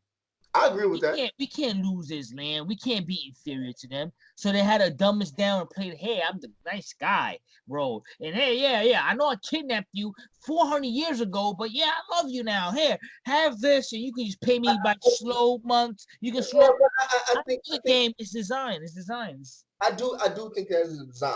But back to the question when we say is can't lose. They design. They're using the scriptures as well to design us too. I wouldn't say using the scriptures. I just say not telling you the end game. Yeah, I can give you drugs to make you feel like you're feel a certain way, but I'm not telling you that it's super addictive. Well, let me ask you a question. That it has the probability of even so addicted that it make you choose this over your family. I don't think it has nothing to do with the scripture. I think it has something to do with them not telling you the end game. Well, I could tell you one thing. I believe the design of this is the end. What do you mean not telling you? Of course, they're not gonna tell you. Listen, I have to drug you because you're gonna be our king. I don't want to have y'all on top of us. We gotta drug you. I agree. And I believe I believe the hospitals are involved in this, drugging you with a certain feeling. And once you get this feeling, somebody in the streets has it. Oh, you got that? Oh, that's my doctor gave me that. And then now you hooked on pain medicine, and then you cocaine. Cocaine is numb you, and then you want to hook on cocaine, heroin. Yo, check this out. Okay, this is it. Check this out. Let me read you this. This is by Ben Fountain, The Medium. Okay, it says slavery and the origin of American police state. They were called patrollers, or variously patrollers, patty rollers, or patter rolls, or pat rolls, and they were meant to be a solution to colonial America's biggest problem, labor. Unlike Great Britain, which had a large, basically immobile peasant class that could be forced to work for subsistence wages. There weren't enough cheap bodies in America to do grunt work. If you were a planter looking to make your fortune in rice or tobacco, the New World's cash crop, you had to seize up to industrial scale. And for that, you needed bodies, armies of bodies. a labor force that could be made to work for terms no less. Now you got me thinking. This land is just a European. Bro, finish the reading, man. I'm sorry, man, because you got me hyped. No less brutal than those inflicted on the miserables of Europe. Native Americans weren't the solution. Not after disease, war, and murderous forms of forced labor reduced their number by half. Indentured servants were imported, but in numbers too small to fill the void, and they had a habit of running off. The wide frontier beckoned all the empty space for sass mouse and malcontents to vanish into. So it became Africans. Jamestown received its first cargo of enslaved humans in 1619. A dozen years after the colonies founded 20 and odd Negroes, according to the records. The first installment on the estimate 455,000 who would eventually land in North America.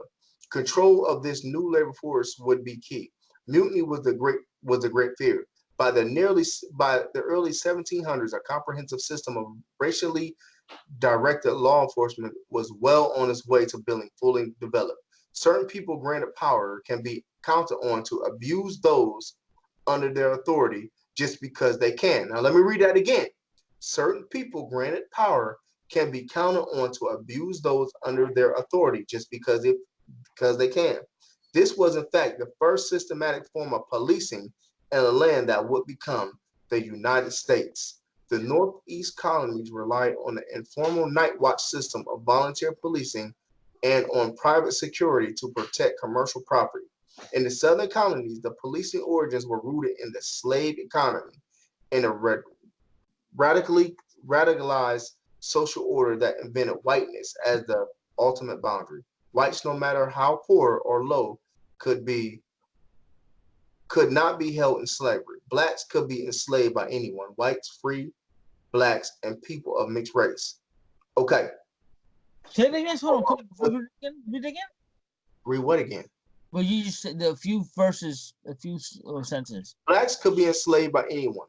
Whites, free blacks, and mixed races. The distinction and the economic order that created it was maintained by. That's why a lot of black people had black slaves. Was legally sanctioned system of surveillance. I want to read down to something because this is something they said on 12 Years of Slave. Check this out. It says that the distinction and economic order that created it was maintained by a legally sanctioned system of surveillance, intimidation, and brute force, whose purpose was control of blacks. Slave patrols, patty rollers, were the chief enforcers of this system. Groups of armed mounted whites who rode at night along the plantation and settlements as their assigned beats. And the word originated from the patrol. So you may hear the word beat cop. That's saying that it originated from this, seeking out runaway slaves, unsanctioned gatherings, weapons, contraband, and generally any sign of potential revolt. They were the stuff of lore and songs. Now check this out. Now this song was literally sung. I remember it on 12 Years a Slave. It says, "Run, nigga, run. The pally rollers will catch you. Run, nigga, run. I'll shoot you with my flint lock gun. Run, nigga, run. The patty will catch you. Run, nigga, run, or you'll get away." So let me ask this again. If this policing was based off of slavery, intimidation, all the negative energy that you can think of when it comes to the African American community, the Israelite community, the Moor community, the Islamic community, so forth and so forth, the Kemetic community. Do you still think that putting a police or the way they're doing police in this system is the answer to solving problems in the Black community? Is it just the fact that we won't tell who the drug dealer is? Is it just the fact that we won't tell who the murderer is in our community? The uncle who touched us? Is it that is the cause of the problem? Or is this the underlying cause of the distrust that has been bred down on us from slave days all the way up until now? where it's just something that when we see the cops, no matter what we doing, there's a little nervousness that comes into play because we don't trust their moral compass to say, you know what, I ain't doing nothing. They know I'm not doing nothing. Everything will be okay.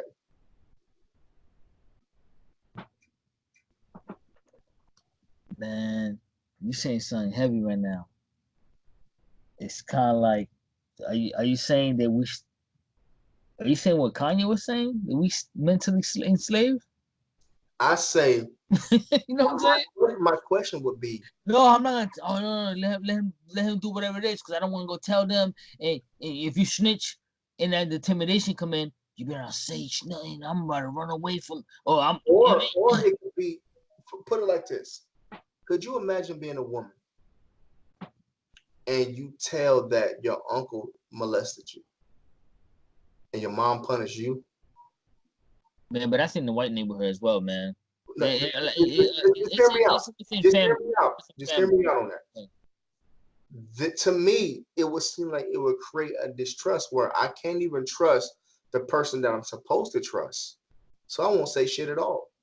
Because if I say something, then I'm more liable to get either my ass whooped, kicked out of the house, or get molested even more if I do snitch. So I don't think it's as black as white as we just don't want to say nothing, or it's in a white community too. But I think it's because all those years that we may have been saying something, or we have wanted to say something, the same policing system was hanging us from fucking trees. They were beating our asses. They was hosing us down like we were fucking animals. They were having their dogs bite the genitalia of young kids. Do you think that's a mental slavery that I'm saying?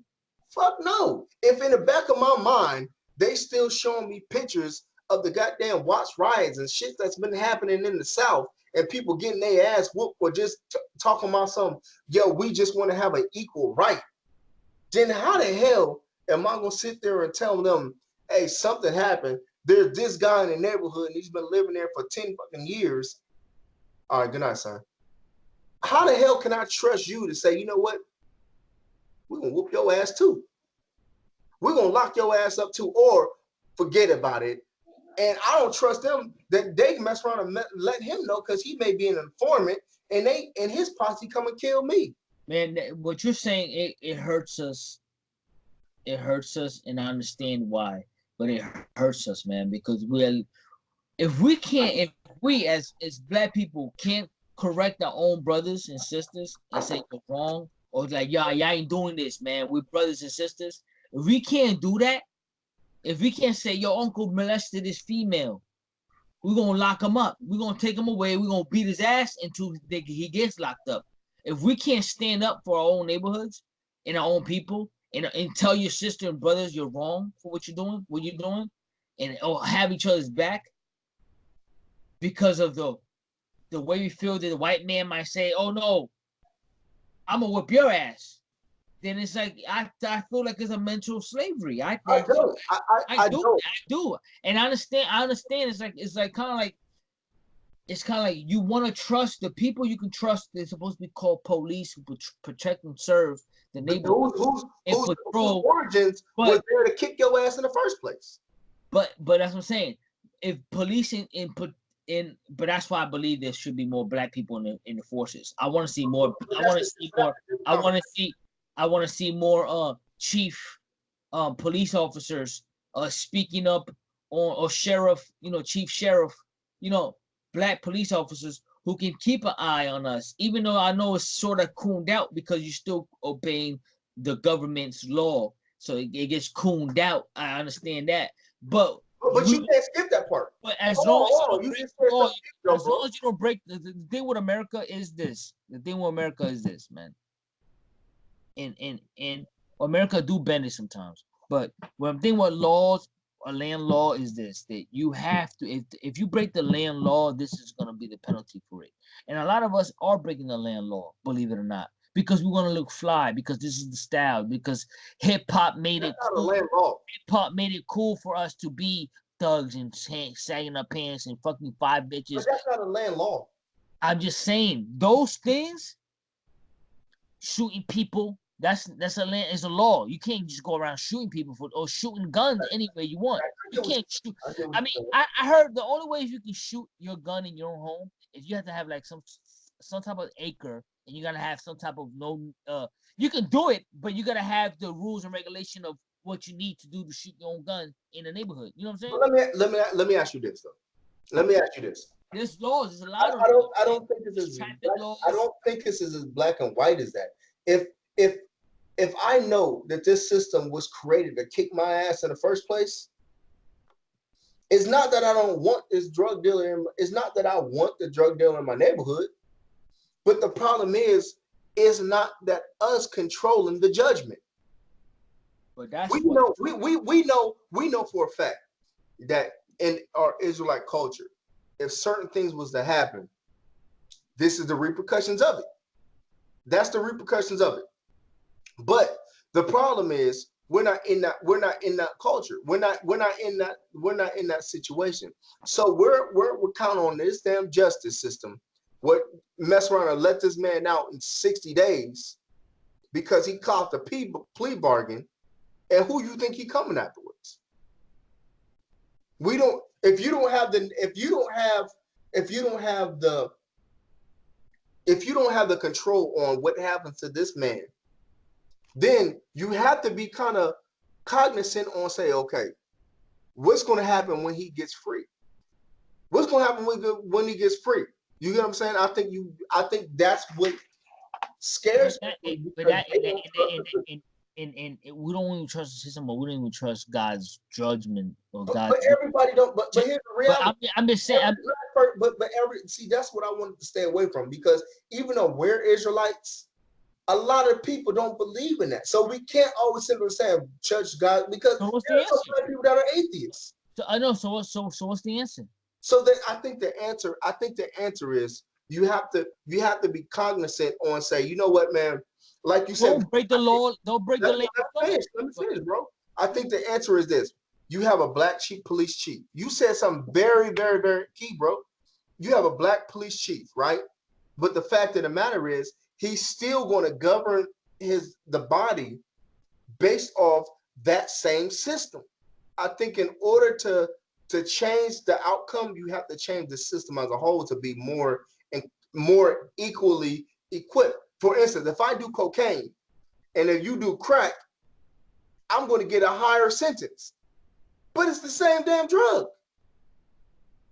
So it don't matter about what law. It don't matter of what, if you fall on Ma'at, it don't matter if you fall on Torah. It don't fall on this and that. And this is what I want to read right now. Hold on.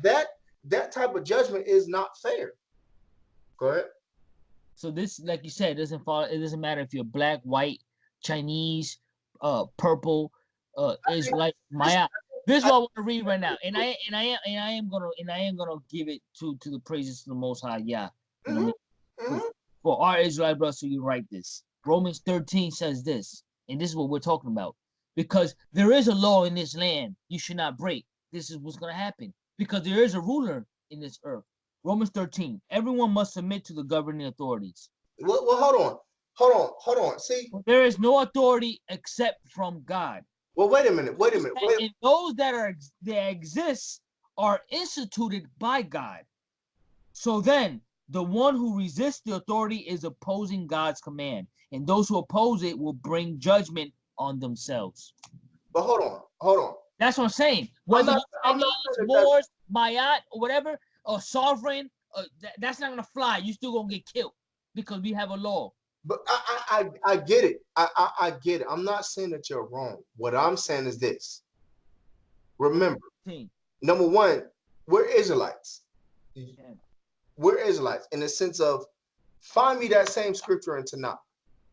Find me that same scripture in when you're dealing with. All right, cool. I can go to the Babylonian. Let me finish what I'm saying. I can go with what Yah said to Jeremiah, bro. Y'all gonna go to Babylon 70 years, right? Build ye houses, relax, cool, and obey authority, right? That did he say obey authority? Basically, relax. Did he say obey authority? I get what you're saying. I'm with you. I'm just asking. I'm just being an asshole. I mean, we was willing to die. We was willing to die because we didn't. I mean, we seen in the Maccabees. We're not gonna. I mean, you understand? We're willing to die to go against. If we're going against God's laws, as long as you're not going against God's laws, it's different. I think right now, if Israel say you have to eat pork, we will all die. Hold on. I think that what you're skipping out on, which I wouldn't say you're running from, but you're skipping out on the fact that relax, don't go to Egypt.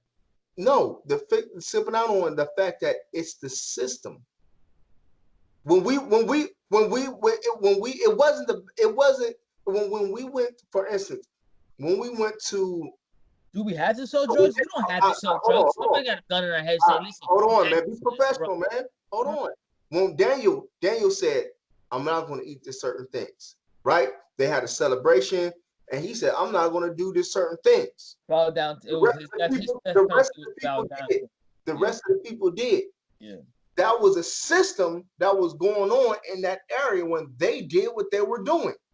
And these brothers that wasn't part of that culture, they were not. Let me stop that. No, I'm saying because you got the wrong. You're talking about the when he had to bow down to Nebuchadnezzar. It's different from the food. They allowed him to have anything. You're not letting me finish. But he was supposed to bow down to Nebuchadnezzar. Got to the lions then. Okay, go ahead. You gotta be professional. We're not talking about the lions then. What I'm talking about is this: is that he knew that there was a certain system that was going on. Yeah. That wasn't part of his culture.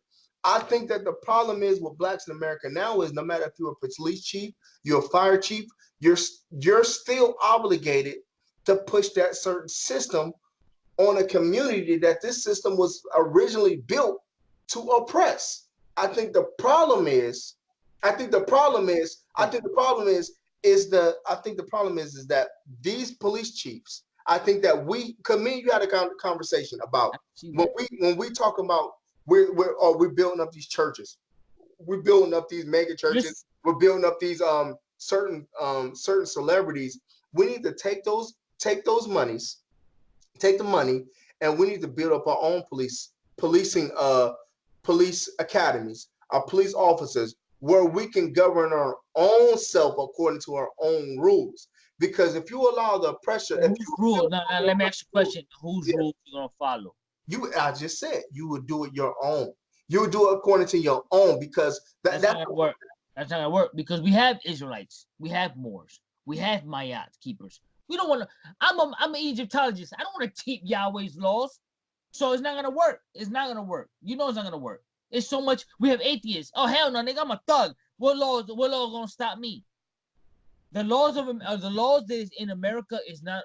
Anybody can keep these laws. It's not hard to keep the law that you should not murder. That's universal. You should not commit adultery. That's universal, but you're not gonna be penalized like that.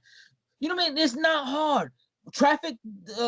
I'm telling you, we are being targeted because we are black. So when they stop us for something else, they're gonna use I thought threatened. I thought he had a gun. That's all they always use. I thought he had a gun. If you notice, every shot he was struggling, and I killed him.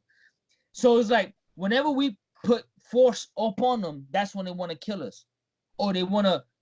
You know what I'm saying? But the laws in America is not hard. We're living fine without breaking the laws. I don't know what you're saying. I don't know what you're saying. Because we're living fine with. How come we're not explain myself? Being harassed because we're not breaking the laws of America. Let me explain myself.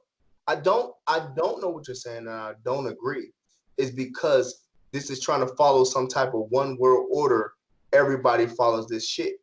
But the fact of the matter is, you're dealing with different cultures who believe different certain things. So I think that's why you have to let these cultures govern themselves in the sense of that culture knows how to take care of that individual.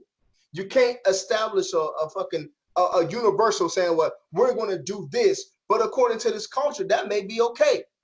I think that is the point of every man having his own land.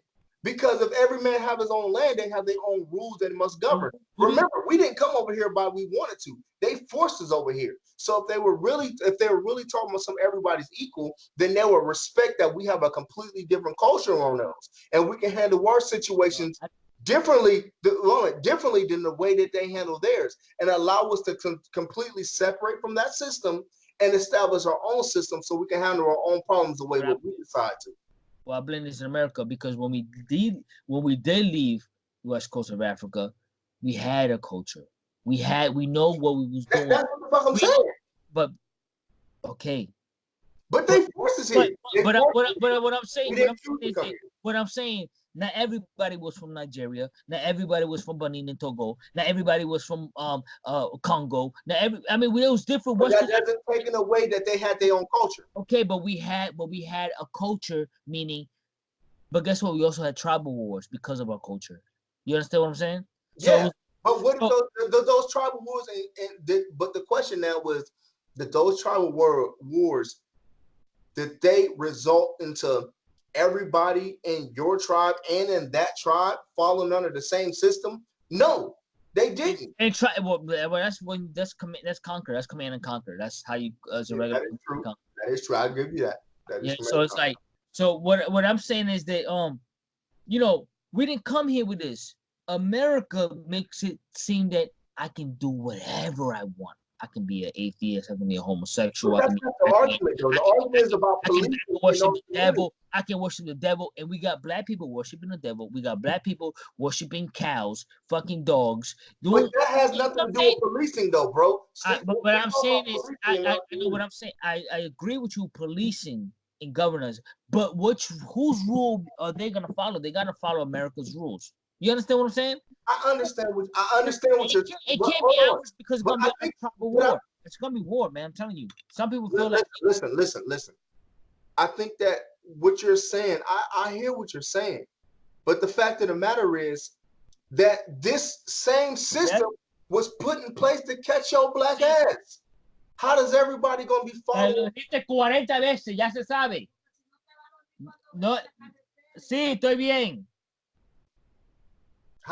How is, remember, these rules were put together to catch your black ass. So I don't think it's as black or white as everybody got to follow these. No, because the way they look at it and the way they view your ass is not the same thing.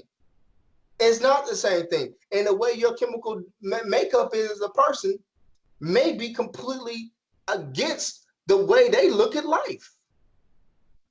That doesn't mean that you're the problem. That means that the problem now becomes how they look at governing your ass when it was dictated on putting your ass to death, hanging you, or putting you behind bars. So if you talking about some policing in the black communities, my argument would be if this same system was based off of killing you, how can we then have a conversation if policing in a black community is okay? Even if you have a black police chief, he's still falling under the amendments that were there originally to catch your black ass. All right, I agree with you. I agree with what you're saying. But right now, we don't have any type of military power to have a big revolt and fight this stuff. We have to start off with baby steps. I mean, what is the baby step? Baby steps is we're seeing each other not committing as much crime, going to school, becoming lawyers, being involved with the city hall, being involved with, being involved with the community, or whether it be on some recreational stuff or giving back to community, building homes, buying up the properties in the community, not this gentrification thing they're trying to pull, because I see that all around Tampa right now. They're pushing out these black neighborhoods and they're making it white. The thing looks, they're fixing it up and looking clean, and they're kicking out everybody out. They're pushing, they're moving them. I haven't seen so much homeless people now than when I was younger. I didn't see them like that. You know what I'm saying? I'm seeing a lot of homeless people now, and a majority of them are black. You know what I'm saying? Cuckooed, you know what I mean? I'm just saying that you got to start baby steps, and baby step to me is that yes, we need to see teachers, doctors, lawyers. Like I said, when I went to Atlanta, and that's why I love going to Georgia, I've been seeing a lot of black entrepreneurs, doctors, lawyers, firemen. It's just so pro-black, and I loved it. I seen it. I was like, oh my God. You know what? They're following that same same European system, and if you look at it, blacks are still committing the same crimes. So if you got all these years, but that's what I'm saying. Policemen is different, and I do believe that. Like I was talking to my homeboy about it. He also said this: another black man would hit another black man. he will what? Another black man would hate. Oh, he thinking he better than us because he a policeman. Fuck that. I know Tommy. He should shit Bill nigga and house nigga. That's the same. Cops and robbers. You know what I mean? It's just same child play. Cops and robbers. I know him. You know what I mean? Not cops and robbers. But I'm just saying, somebody had to put the robber. And Phil nigga, the house nigga had all the opportunities. I can see that, but that's something that's the edge. Like I said, it starts from home. That's why we gotta educate each other. Listen, we can. Do you think that the Israelite culture will go against America's culture? I think it should. No, because the Israelite culture is not American. I'm saying, do you think practicing the Israelite culture will go against America's culture? Do you think we can get locked up for practicing the Israelite culture? Bro. I mean, we can't. It depends when you murdering for adultery or. It ain't no depends. It's a yes. That is the absolute truth. And that's what I'm saying. Certain cultures, they believe that they can do certain things. Like Sharia law too. Not to get on the Muslims, but Sharia law got their own certain set of rules for law. So then that answers your own question. Check this out. I'm about to read something to you, man, so we can move this along. It says this: getting killed by police is the leading cause of death for young black men in America. This is the LA Times. Okay, this is by Amina Kahan, staff writer, August 16, 2019. About 1 in 1,000 black men and boys in America can expect to die at the hands of police. Let me say that again. 1 in 1,000 black men and boys can expect to die by the hands of police, according to a new analysis of death involving law enforcement officers that make them 2.5 times more likely than white men and boys to die during an encounter with the cops. Let me say that shit again. That makes them 2.5 times more likely to die from white folks, for white men and boys during the encounter with the cops. I think right there should be a star by it to let you know that it's this type of policing to black men. It has nothing to do with if you just follow the Torah or follow a Ma'ad, or if you follow all this other shit. It doesn't have nothing to do with that. It has something to do with the history behind why was it involved. It says the analysis also showed that Latino men and boys, black women and girls, Native American men and women, and children are also killed by police at higher rates than their white peers. Again, that goes into why was this originally formed. Yeah. But the vulnerability of black males are particularly striking. That 1 in 1,000 number struck us as quite high. As a study leader, Frank Edwards, a sociologist at Rutgers University, that better odds of being killed by police than winning a scratch-off lottery game. The number crunching by Edwards and his co-authors are revealed that for all young men, police violence was one of the leading causes of death in 2013 to 2018. It says a new study found out 1 in 1,000 black men and boys can expect to die by the hands of police over their lines, 2.5 times higher than the white peers. Then your risk falls highest among young men. Check this out. Here's how it compares to other leading causes of death to black men in their late 20s.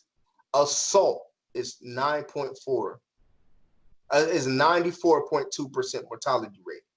Accidents. Black on black crime. Well, let's just say assault is black on black crime, right? Yeah. Suicide, 17.5, heart disease, 14, HIV, 6.8, cancer, 6.2, police by force, 3.4, diabetes, 2.8. So it has passed. Diabetes is taking us out. The reason why I wanted to bring that up is, let's just say you have 94.2% of us killing ourselves. Well, you have 3.4% added to that 94% of fucking taking us out by the people who were supposed to stop that 94.2%. So my argument now is, again, that type of policing is not working in the black community. And the argument is because was it ever designed to stop the crime, or was it designed to kill your ass? That's the way I look at it. I don't think it has anything to do with anything else. For me to actually, unless I know a cop, like And there are some good cops out there. an active cop who can say, yes, our training involved us harassing you guys. And I mean, I sat down in child support, brother, and I asked them, she was talking to me all type of ways. And I asked her, I said, do you really talk to people like this? Like, not every man is a deadbeat dad. She said we was trained to do that. I was like, whoa. So is the police trained, like you said, designed for never, for our benefit? Is always to harass us and kill us? It's a possibility, my brother. It's a possibility. Can a black man, even if a black man joins the force, can he step over the boundaries? Oh no, brother, are they gonna stop him from doing extra stuff? You know what I'm saying? Oh, you can't do that. You can't just tell him that. You know what I'm saying? I think again it goes back to it's an I think it goes back to the whole conversation that we was having, where because you was bringing out the scriptures and if we follow this and we follow Torah. No, I don't. I don't think so. Simply because we're on the land of our enemies. They are going to fucking kill you. They are going to fucking kill you. If you're in the land of your enemy, they're going to kill you. I don't believe that. I think I don't believe the cops. They're using probable cause, according to what it's saying, for the stopping. I'm just talking about car pullovers, because cops been killing. I agree with that. I'm just saying with traffic laws. I'm not saying this domestic dispute and a brother gets shot by a cop. That happens, or you know what I'm saying. That happens. I know that. I'm just saying traffic stoppage. They're using that excuse to kill us. I agree. He had a gun. We gotta be smart. He showed you had to, but how? You would have never thought you were gonna get killed, but can you cooperate? When I get pulled over, I'm gonna cooperate with the cop. Why give him lip? You pulled me over for what? What? I'm not gonna say, oh, for what? I'm just saying, hey, he goes, I didn't even know what I did. What you pulled me over for? You know, be cordial. Talk to him nicely. Don't make him say, make it the fuck out of here. You pulled me over. Don't be aggressive. Cops are gonna react to that aggressiveness, and they're taught to calm down the aggressiveness. If you're too aggressive, they're gonna. I think that they're, like you said, I think they're taught to calm down aggressive, but I think that they're so scared they're gonna shoot. So I agree. You definitely nailed that point in the sense of we have to be more cognizant on when we get pulled.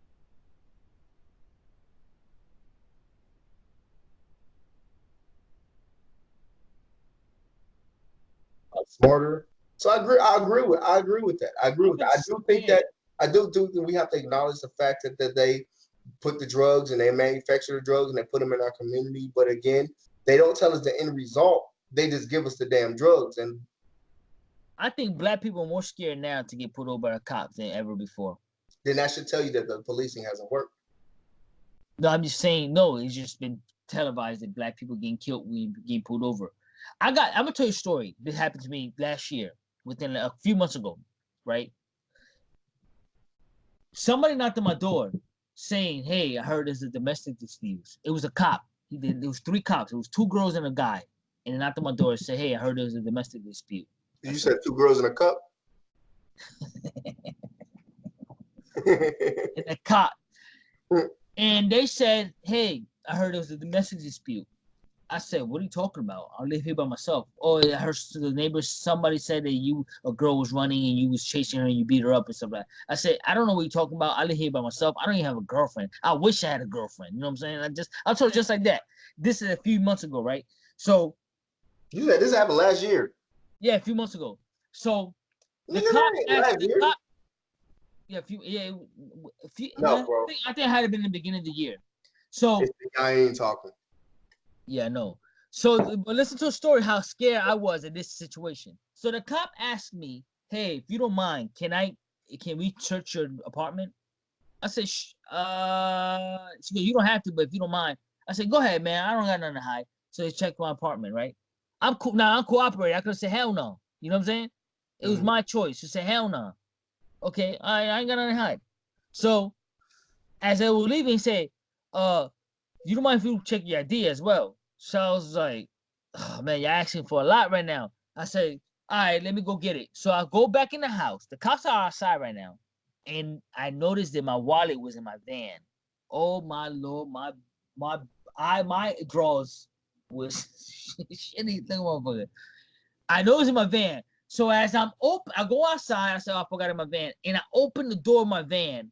Something clicked in my mind and said, yo, fall back. Let them know what you're about to do. Tell them to go shine the lights. Because if they see me reaching for my wallet out of my van, I don't know if I'm going to get shot. It's a good possibility they can use that against me. I'm going to get shot. So the first thing, I opened the van, and I was like, I said, yo, I just want to let y'all know.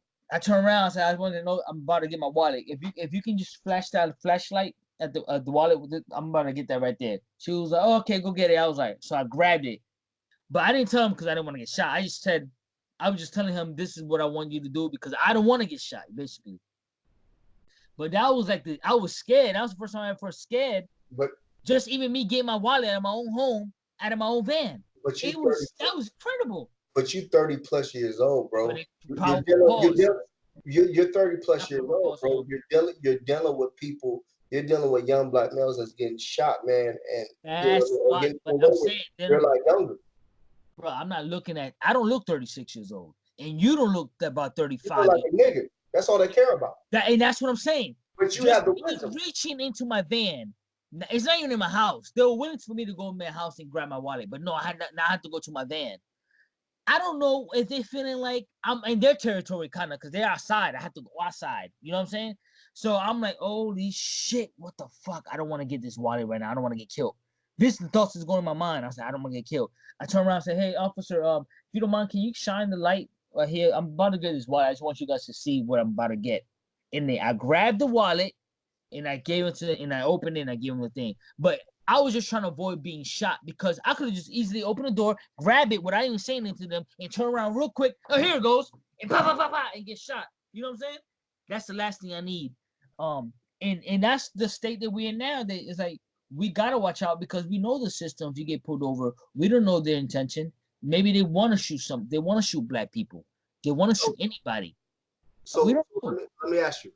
So that's what police in the black community, is it good or is it bad? Police or black policemen?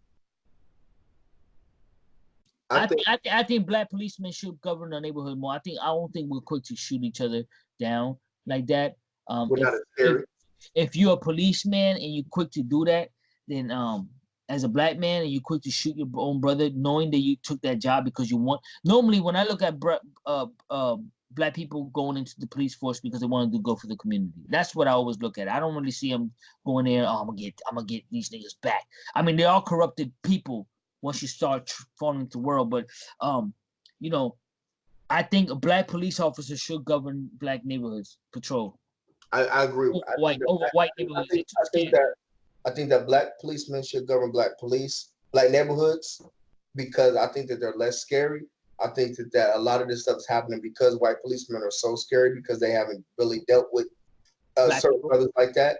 And I also think that they're more compassionate and understand when is this serious situation and when is this high alert. So I do think that, but I also think that the underlining problem is that system has the energy, has the spirit, has the history of disconnect with the black community because it was designed to take your ass out. And I think that as long as black people know that system, they're never going to trust it. So the criminals and the drug dealers in that neighborhood, they're never going to really sit there and sad to say, they're not going to put them out their own neighborhood like they should because they don't trust who they need to call to deal with that situation because there are not enough black leaders that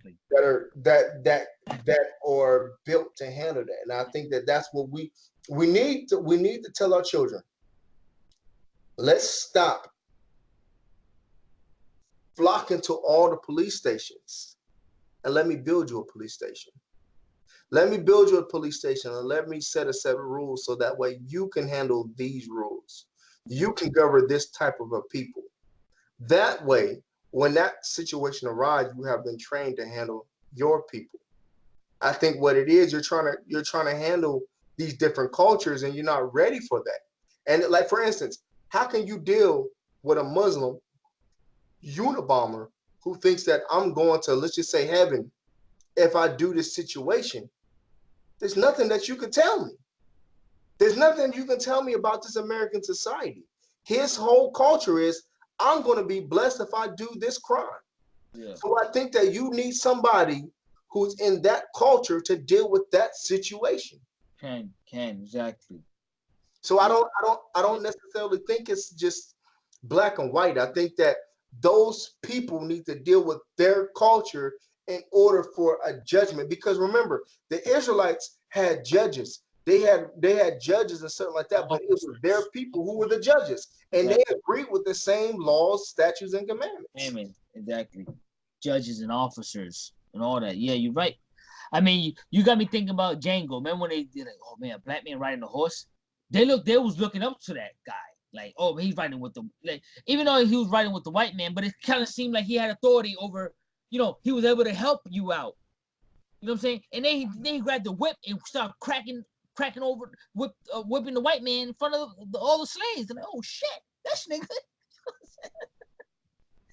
You know what I mean? So it's like, but you know, at this time, though, not to cut you off, at this time, the Colts and the Texans is tied up at halftime at 10-10. Who had on this? What's up? Who say you had on this? We both have the Colts. You're right. Hold on, let me use the restroom. Hey, oh shit, I'm gonna walk the Uber. Bro, you really gonna leave to use the restroom on a fucking podcast? Man, this is black man thoughts. Black people, man, they have no professionalism. I haven't even eaten yet. I haven't fed my dog yet. This man, I don't have to edit this shit.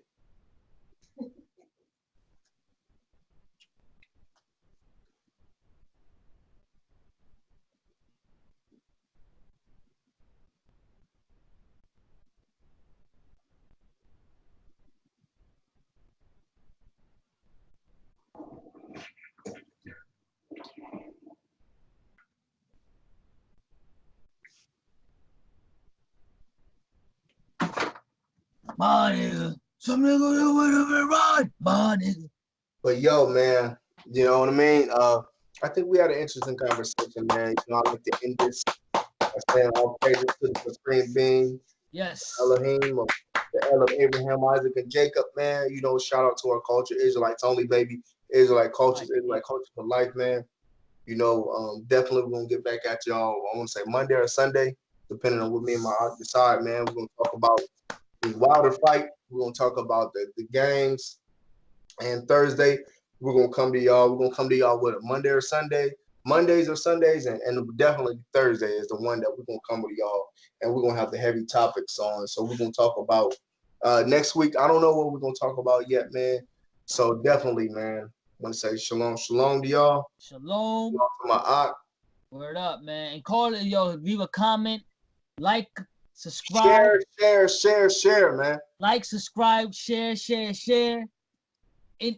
Watch it 3 times. Share it. You know what I mean? Comment. Like, comment. You know, this the one thing we want to bring out is black masculinity. Being able to say what's on the black man's mind, man, because this is a black man's thoughts, man. We want to do something that challenge you to think, challenge you to really get into your mind and be able to say the things that we say in the barbershop, man. You know what I'm saying? And yes. So right now we're talking about, you know, definitely, you know, our police in the black community are a good thing. I think that they're not. I think that they're not simply because you can't allow the system that was built to enslave you, to build to capture you, built to oppress you, to then govern you. And I say the opposite. I believe the policing, we need policing, but I think we need more of us sticking up and actually policing ourselves, checking ourselves. Don't do that, my young. You know what I mean? Checking each other's. You know, white man really running around doing that. They are, but it's, I mean, just trust me. You know what I mean? I can't even express it how much we need to police ourselves and we need to be there for us right now. You know what I'm saying? But like my brother said, is the design of things, and as long as they're governing and they're patrolling your neighborhoods, you will be harassed, and you will be you might be killed. You know what I'm saying? All right, man. Hey, shalom to y'all. I'll let y'all next time on another episode of Yes. Black Man Thoughts. That's right. That's the sexy voice. When I left it all alone, I left it for a reason. Really left it for a reason. Humble down, I'm just working, waiting on my season. Man, I'm only that's the ones walking in a